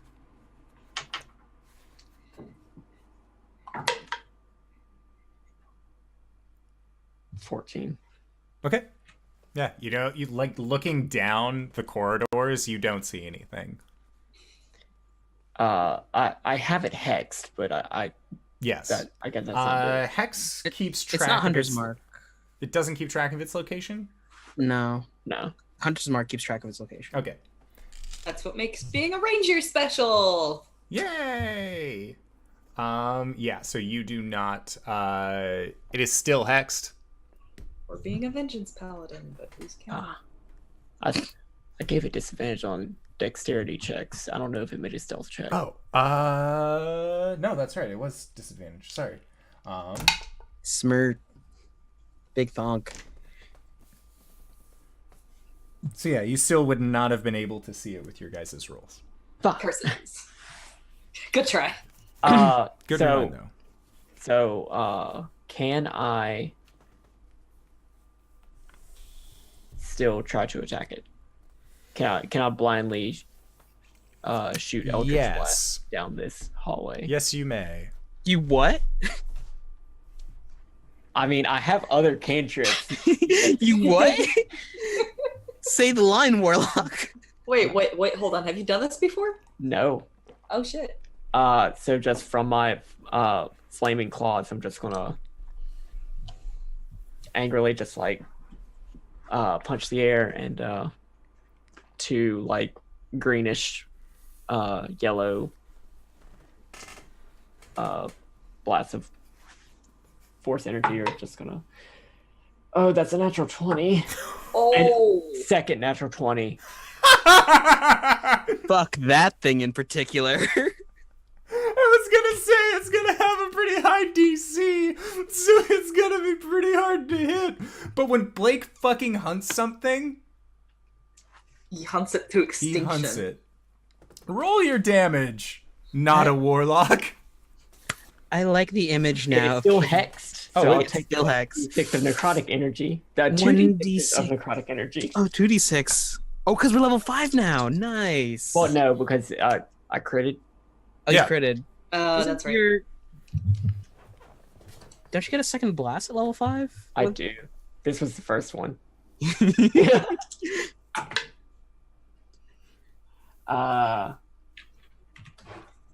7 points of necrotic, 13 points of force. So you just punch out into the darkness, standing next to Cori, and I imagine that there is like this like kind of guttural draconic roar of you just being like "fucker," like. I mean, I'm definitely tapping into Tarlane for this. Yeah. That just sort of like rumbles out of your chest as you just punch into the darkness.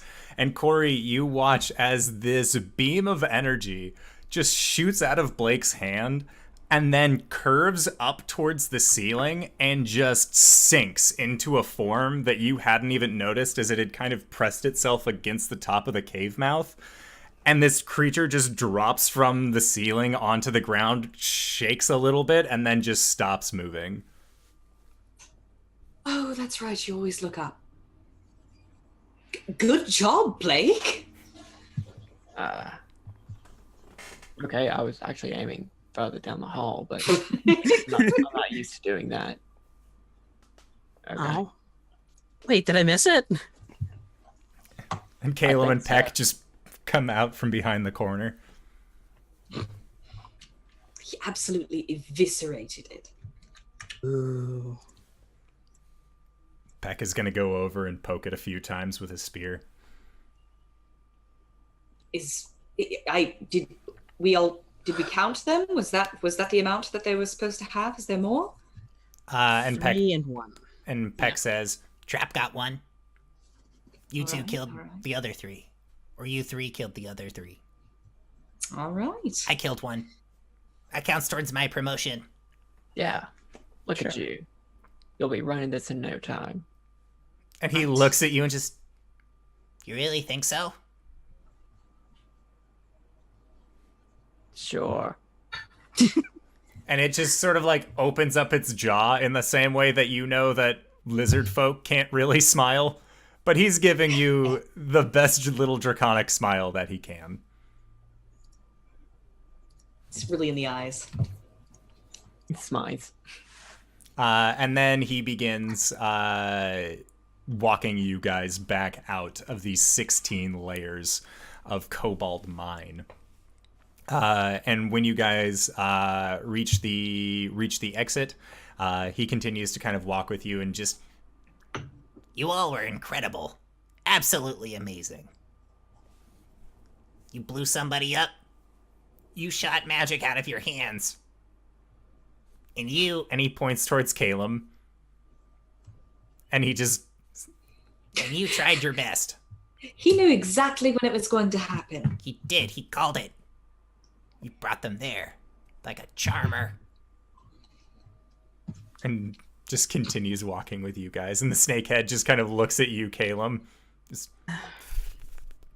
does the snake tongue thing. Small head boop. Make it back into wooden staff. And you guys make your way to the guard post, where you once again meet up with Scoot. And Peck gives Scoot the rundown of everything that happened within the mine, or within the Kobold mines.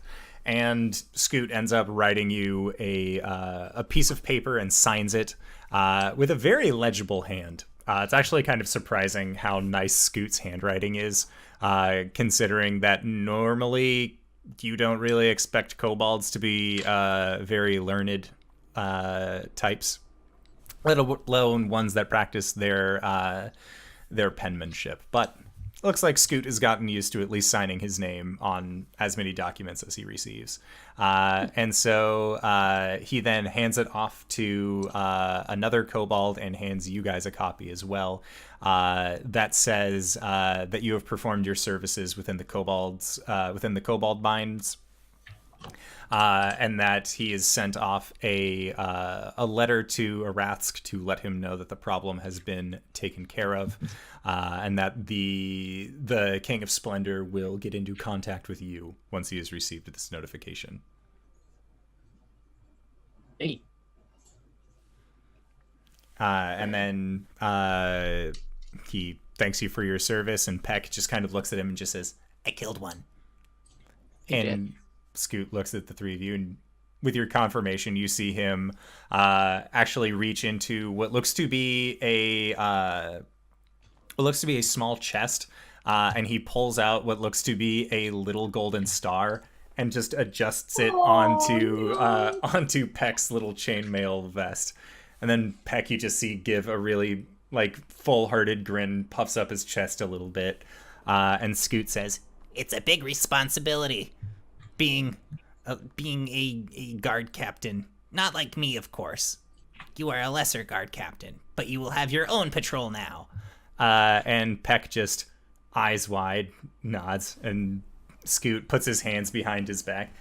It is a big responsibility. You must make sure that they do not fall into the harbor. You must make sure that they do everything they can to withhold the laws of Arasthk. And begins to kind of go into more detail of this kobold-like law.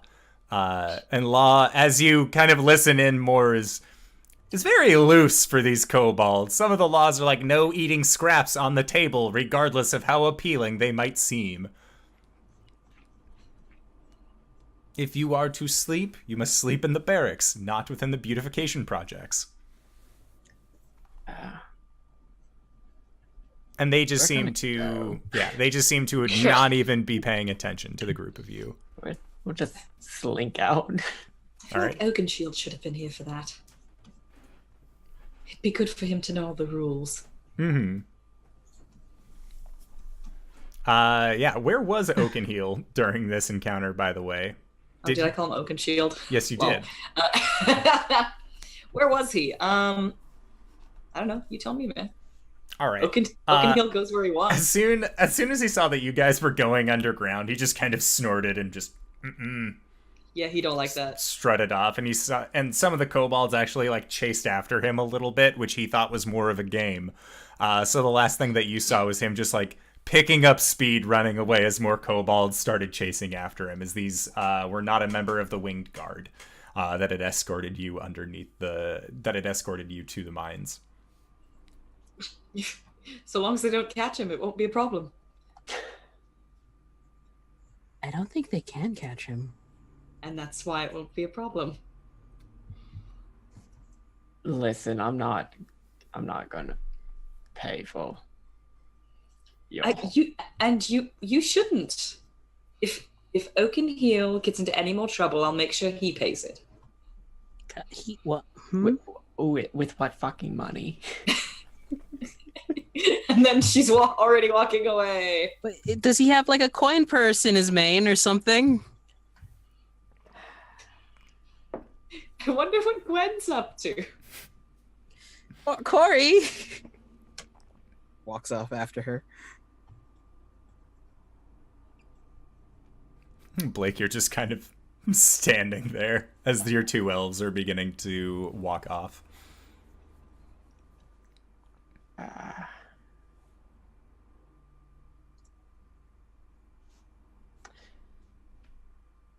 Where's Gwen? All right. So you guys are going to look for Gwen. So make a set of investigation checks. Are we so blessed? It lasts like for a minute. Oh, Yeah. no. It was It's like a definitely 35-minute more than walk a up the tunnel. Yeah. 16. 17. 6. All right. So Cori, leading the charge, is confidently walking off into a direction that she knows nowhere about. And as she continues walking, talking about where she would expect to find Gwen, Blake and Caelum, you had remembered hearing that she had entered into the Iron Krynn Competition, which it was nearish the docks as to where the actual setting for this event took place. And as you kind of look around, you start seeing that there are flyers for the advertisement of this event. And it has listed on it 700 gold piece prize for first place, tests of strength, push, pull, drag, you name it, we got it. And that is just kind of what it has listed on this page. And it says accepting only the first 32 applicants. And as you make your way, you find what looks to be what was the stage, like the location as to where this event took place.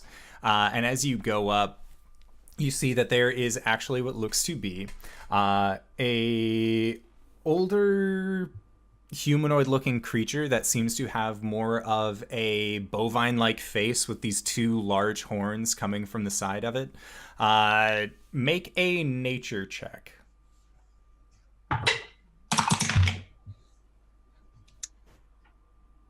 9. Oh, yeah. 7. All right. And Cori, what'd you get? 9. Okay. Yeah. So, Cori, you feel like this is what would happen if a centaur was born the other way around, where it was animal on top and then human parts on the bottom. But if that was a cow instead. I see. There are a lot of weird things in the natural plane. This doesn't perturb her at all. And as you guys go up and approach, this figure, whose name is Maldo, he, as you ask him about Gwen and Cybra, he lets you know that your friend did not win first place in the event. In fact, it would appear that Gwen had actually placed 6th. She didn't even get into the payout for the event. And he said that after the results had come, she and the wolf companion that she had came here with had actually left, looking rather sad. Where'd they go? Which direction? And he just shrugs his shoulders. Said, I don't know. I was celebrating my winnings. Oh, you're the one that won? I win every year. He just kind of like puts his arms up over his head. And there was no ghost problems? Just shrugs his head. I don't think so. It's just the last time we were beat in a fight, there was a ghost that... never mind. You guys fight ghosts? That's pretty cool. What kind of ghost? Like an angry one? Like a house ghost? It's like a baby ghost? Did you beat up a baby ghost? No, it was quite old and quite angry. Sounds ghosty. Just kind of like puts his hand on his bowl-like chin and just nods.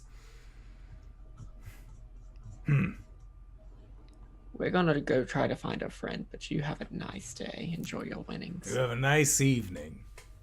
And he just sort of nods. And just continue. And then you see off to the side that he just has what looks to be a collection of liquor bottles that he has just been steadily making his way through. Just enjoying watching the ships pass by on the dock.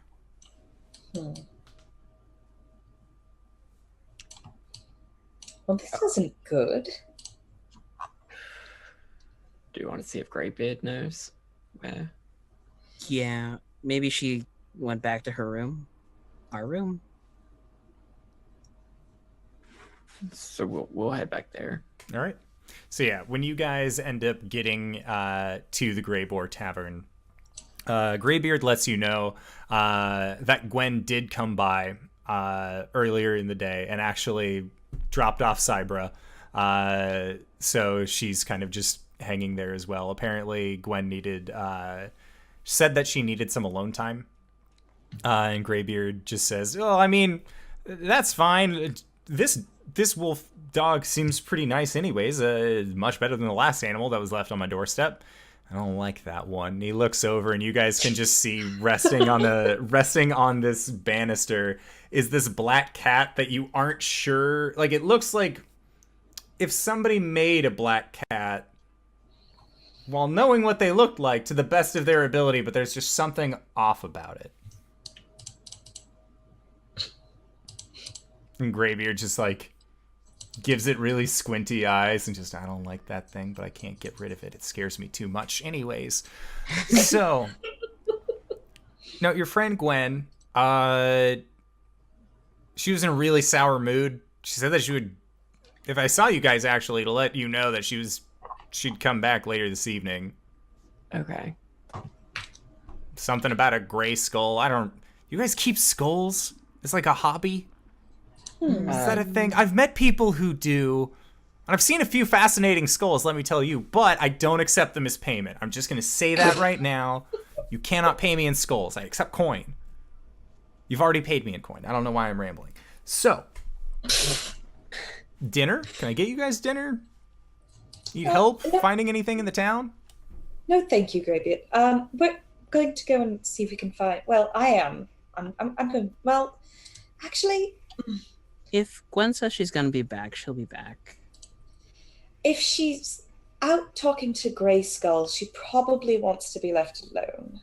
She doesn't usually like it when I try to talk to her while she's commuting.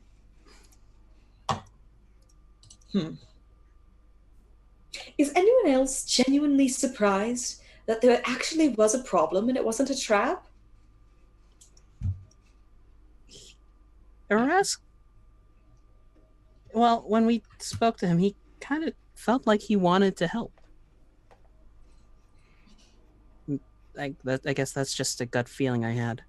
Yeah. I don't know. He just kept on talking about the Sundering and then giving me this evil eye. Well, you kind of... Do you want to finish that sentence? You were kind of asking him about a tough time in his life, like, you know, watching all of his family and friends leave the material plane Well, forever. I mean, before that. Mm.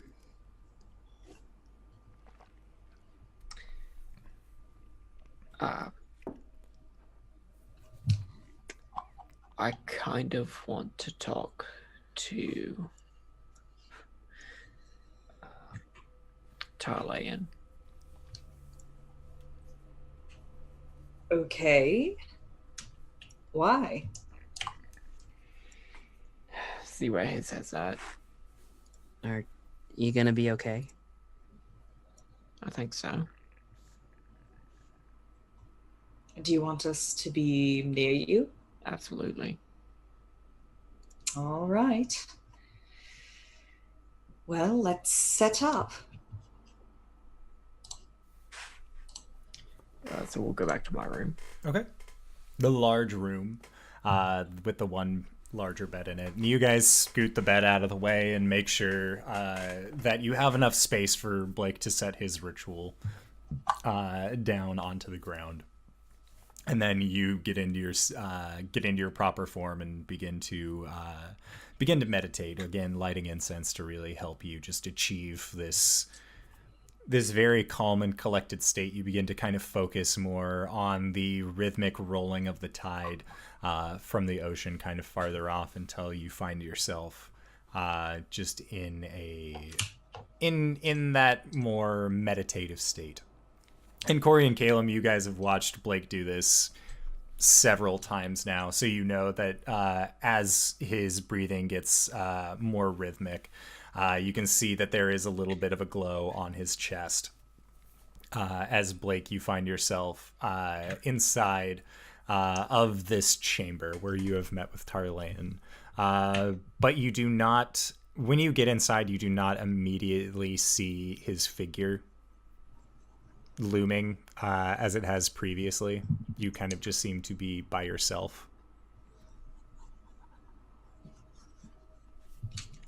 Tarlayan. And you hear the grumbling of a draconic rumble. Just. Are you okay? Why? Why are we here? Why did you let him know that I can talk to you?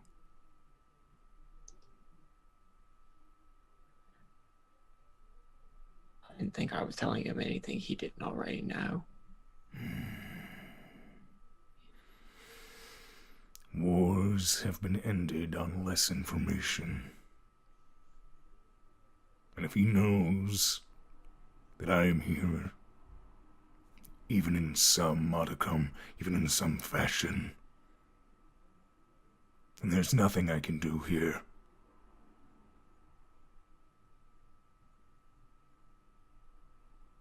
He seems well off.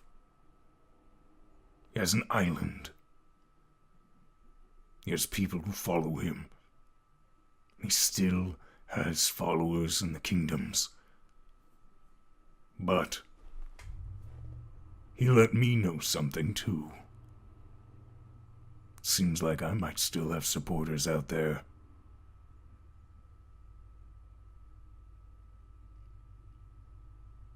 Like our war might still be going on somewhere.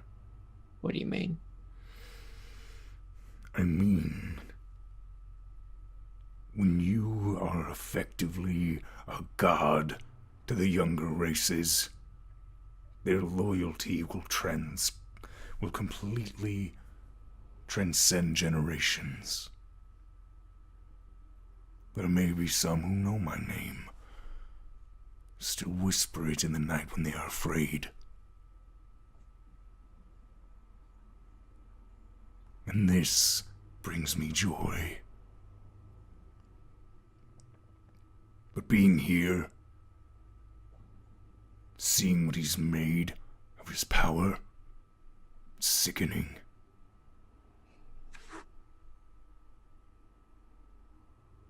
All these flowers, these plants, all this wildlife, and for what? Closure? I'm glad I killed her. The first time I saw rage in his eyes. Every other time it always was like we were playing a game. He and I.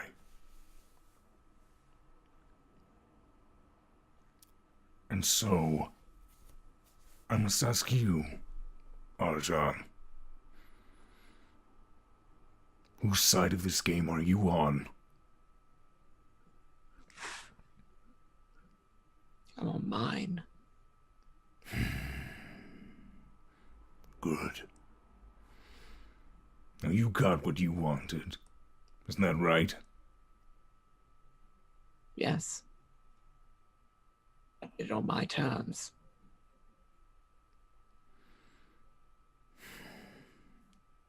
Someday I will get what I want. You know what it is I want.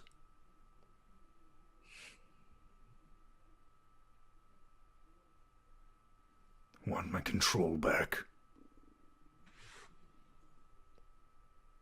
I want to be, not just inside you, but as a living, breathing creature again.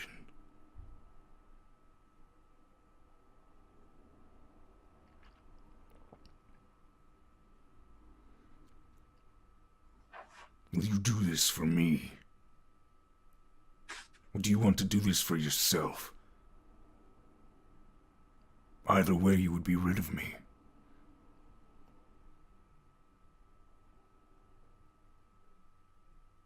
And I would be rid of you.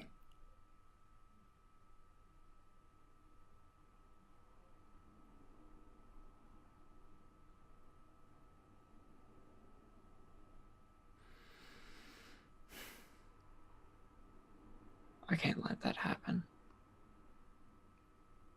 Why?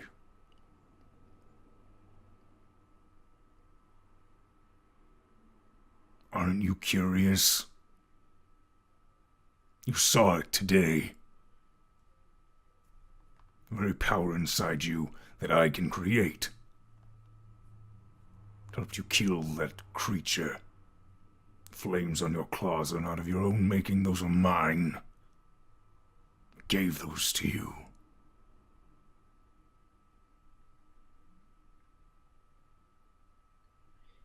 If I free you, what happens? What happens to me? We don't ever have to talk again. You get peace.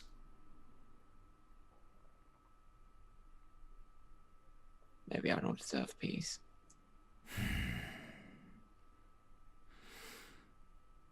Then join me in a life of peace you will not have.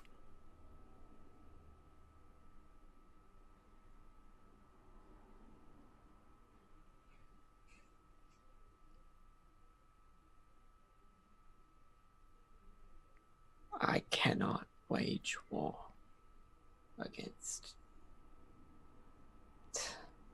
your old grudges.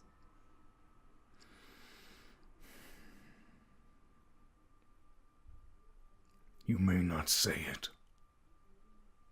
but one day you will find yourself playing a part.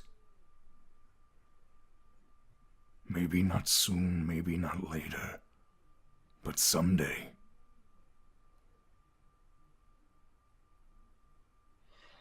Alayan.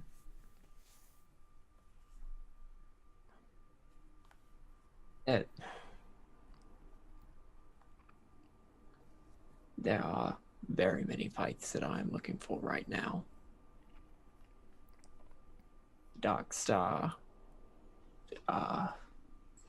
possibly this Dragon Cult, if they rear their head anytime soon.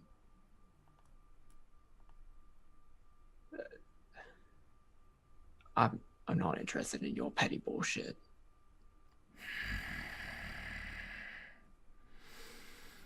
petty?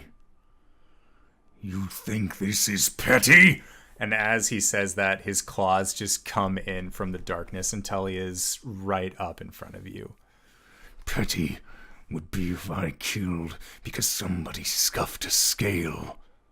Petty is if something came in from outside the boundaries and ruined what I had. This is not petty. This is vengeance. For what?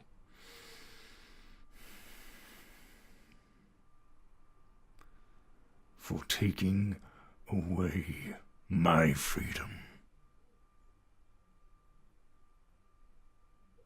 From taking away my choices. The Metallics said that they knew what was good for us. They didn't even listen to what we had to say. They teamed up with the Giants. Threatened to lock us away. They forced our hand. And that is something I will never forgive. That is something I cannot forget. This is not petty. This is my legacy now. You are my legacy now. So convince me that you're worth being free.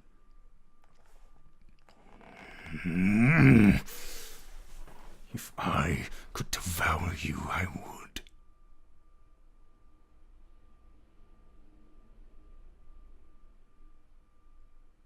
But I can't. Not yet. Not like this.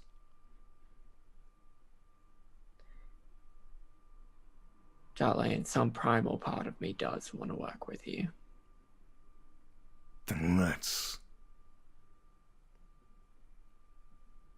We can be business partners.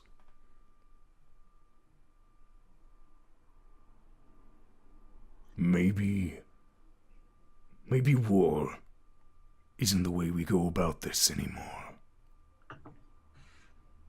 Now, I seem to have gotten a lot from not waging war just today with your old chum.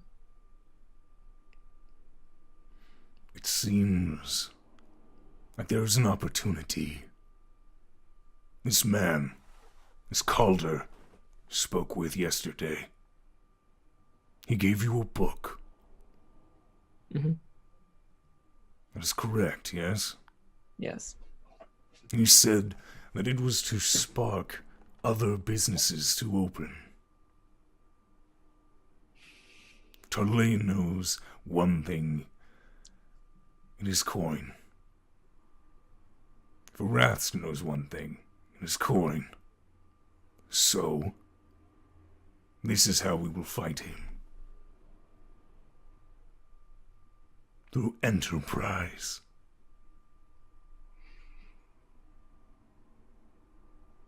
Your first keep. You already plan on moving. What will you do with it? Let it accrue packages and gifts. Why not hire somebody? Somebody to run this store.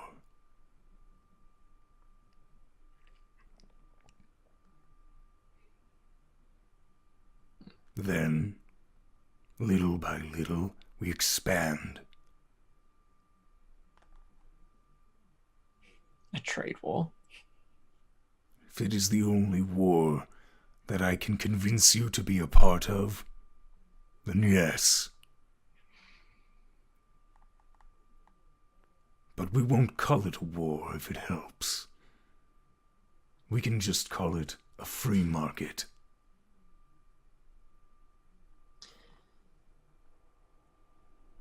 Wow.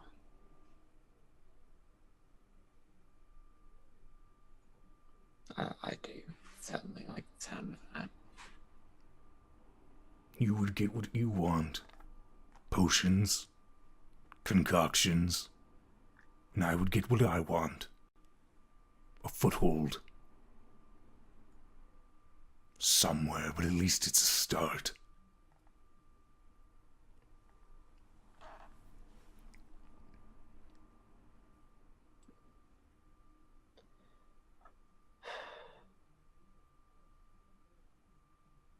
about your freedom.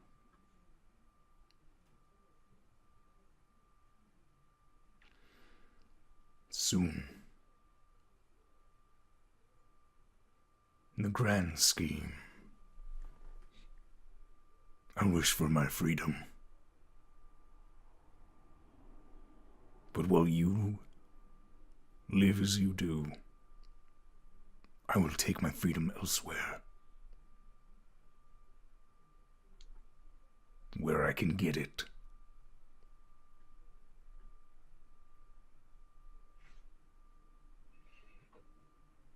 All right.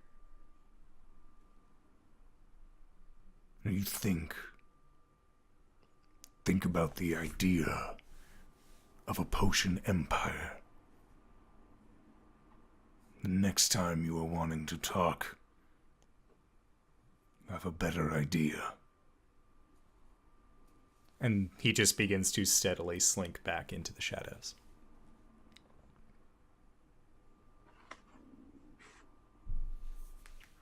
And Caelum and Cori, after about 15 minutes or so, Blake ends up coming out of his meditation. I need that book. Which one? The potion book. Oh. Camel, ruffling his bag. See the stack of papers, hands it to Cori, hands the book to Blake. And I'll start reading. It's Corlon, like some of the fables I found. I couldn't find anything concrete, but... Oh, well, what did you find? Mostly just like some embellished exploit. I think embellished exploits. They might be true. They might not be. I'm not sure. It's all here. Cori will flip through it roughly. All Anything right. about the primordial fae? No. Cori looks disappointed. All right. And as you guys are flipping through your notes and reading your books, that is where we are going to end for tonight's session. So I just wanted to say, first and foremost, thank you to all of you wonderful viewers who stuck with us through our 28th episode of this series, which that just seems weird. Seems weird, but I am totally down for it because we have, at this point, hit over half a year, which is crazy. I think last week was our half year mark. Which is neato. But I'm looking forward to doing this even more, and especially doing it next week when LB is back. Because there's just something seems off about not having Gwen in this group to shit talk everybody into feeling better about themselves. But we're gonna go around the table. So RJ, where can we find you? What do you do? Hey everybody, I'm RJ here on the show, and you can find me at RJustice282 on Twitter and Twitch, where I tweet about the nerdy things in my life and sometimes play Overwatch and sometimes not eat oranges with the peel on. Shame. You could find me here on Tuesdays as our boy Hubris during Dragon Deep Water Heist. Wait, no. Water Deep You're Dragon so Heist. close. We're so Oof. close. Woo! And you can That's find, exciting. well, no, we're not doing it this Saturday because half the players are going to be missing. But you can find me on Saturdays on Pro Restarter's channel as Ajax during Monster of the Week. All right. And Connor, where can we find you? What do you do? You can find me at Cyberwolf1201, where I tweet about stuff. It's some really good stuff sometimes, and it's really bad stuff other times. But it's stuff. Sometimes you can.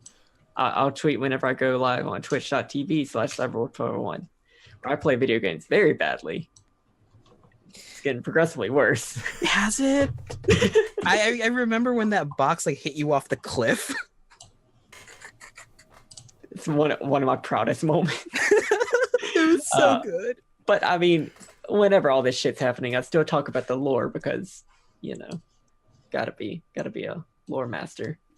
And if I get 2 more subs, maybe I can get an emote that people can use to do that. The gameplay archives from that channel go to my YouTube. If you type in Sarah1, I'm sure you will find it. But other stuff gets posted there, like other gameplay videos and the podcast that Kyle with an N and I do. Let's talk about it, which I think I just posted an episode of it Saturday. And there's another one in the chamber that I just got to edit. So be looking for more of that soon. And there may be very interesting things on the horizon for that particular piece of content. Yes. And Danae, where can we find you? What do you do? Hey everybody, I'm Danae Keener. You can find me at DanaeKeener.com. I do drawings and doodles related to D&D. And sometimes I do doodles related to the stream. Like tonight, I did a doodle. So you can go to DanaeKeener.com and see the doodle from tonight's stream. Yes.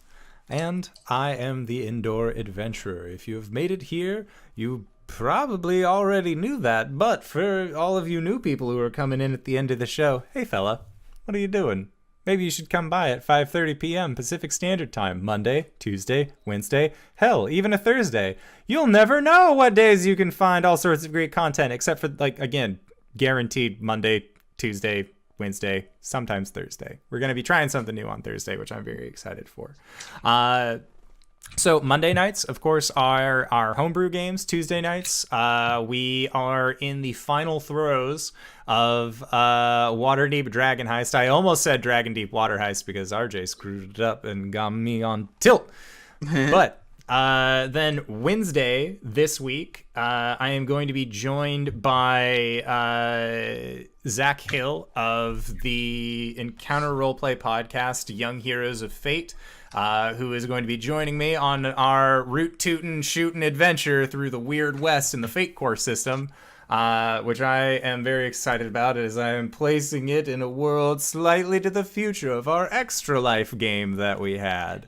Then, of course, on Thursday, as I've already said, our dear friend Dammit Barry is going to be running a game in the Powered by the Apocalypse system called Summer in Woodlake. Where I get to play the bane of my existence, an indoor air conditioning repairman who really wants to make a podcast about it because that just seems like it would be a good choice. So, speaking of those guys, indoor air conditioning repair podcast, all of you audiocast people, you should leave us a review or a comment so that way we can eventually make 2019 the year where we pass those sons of bitches.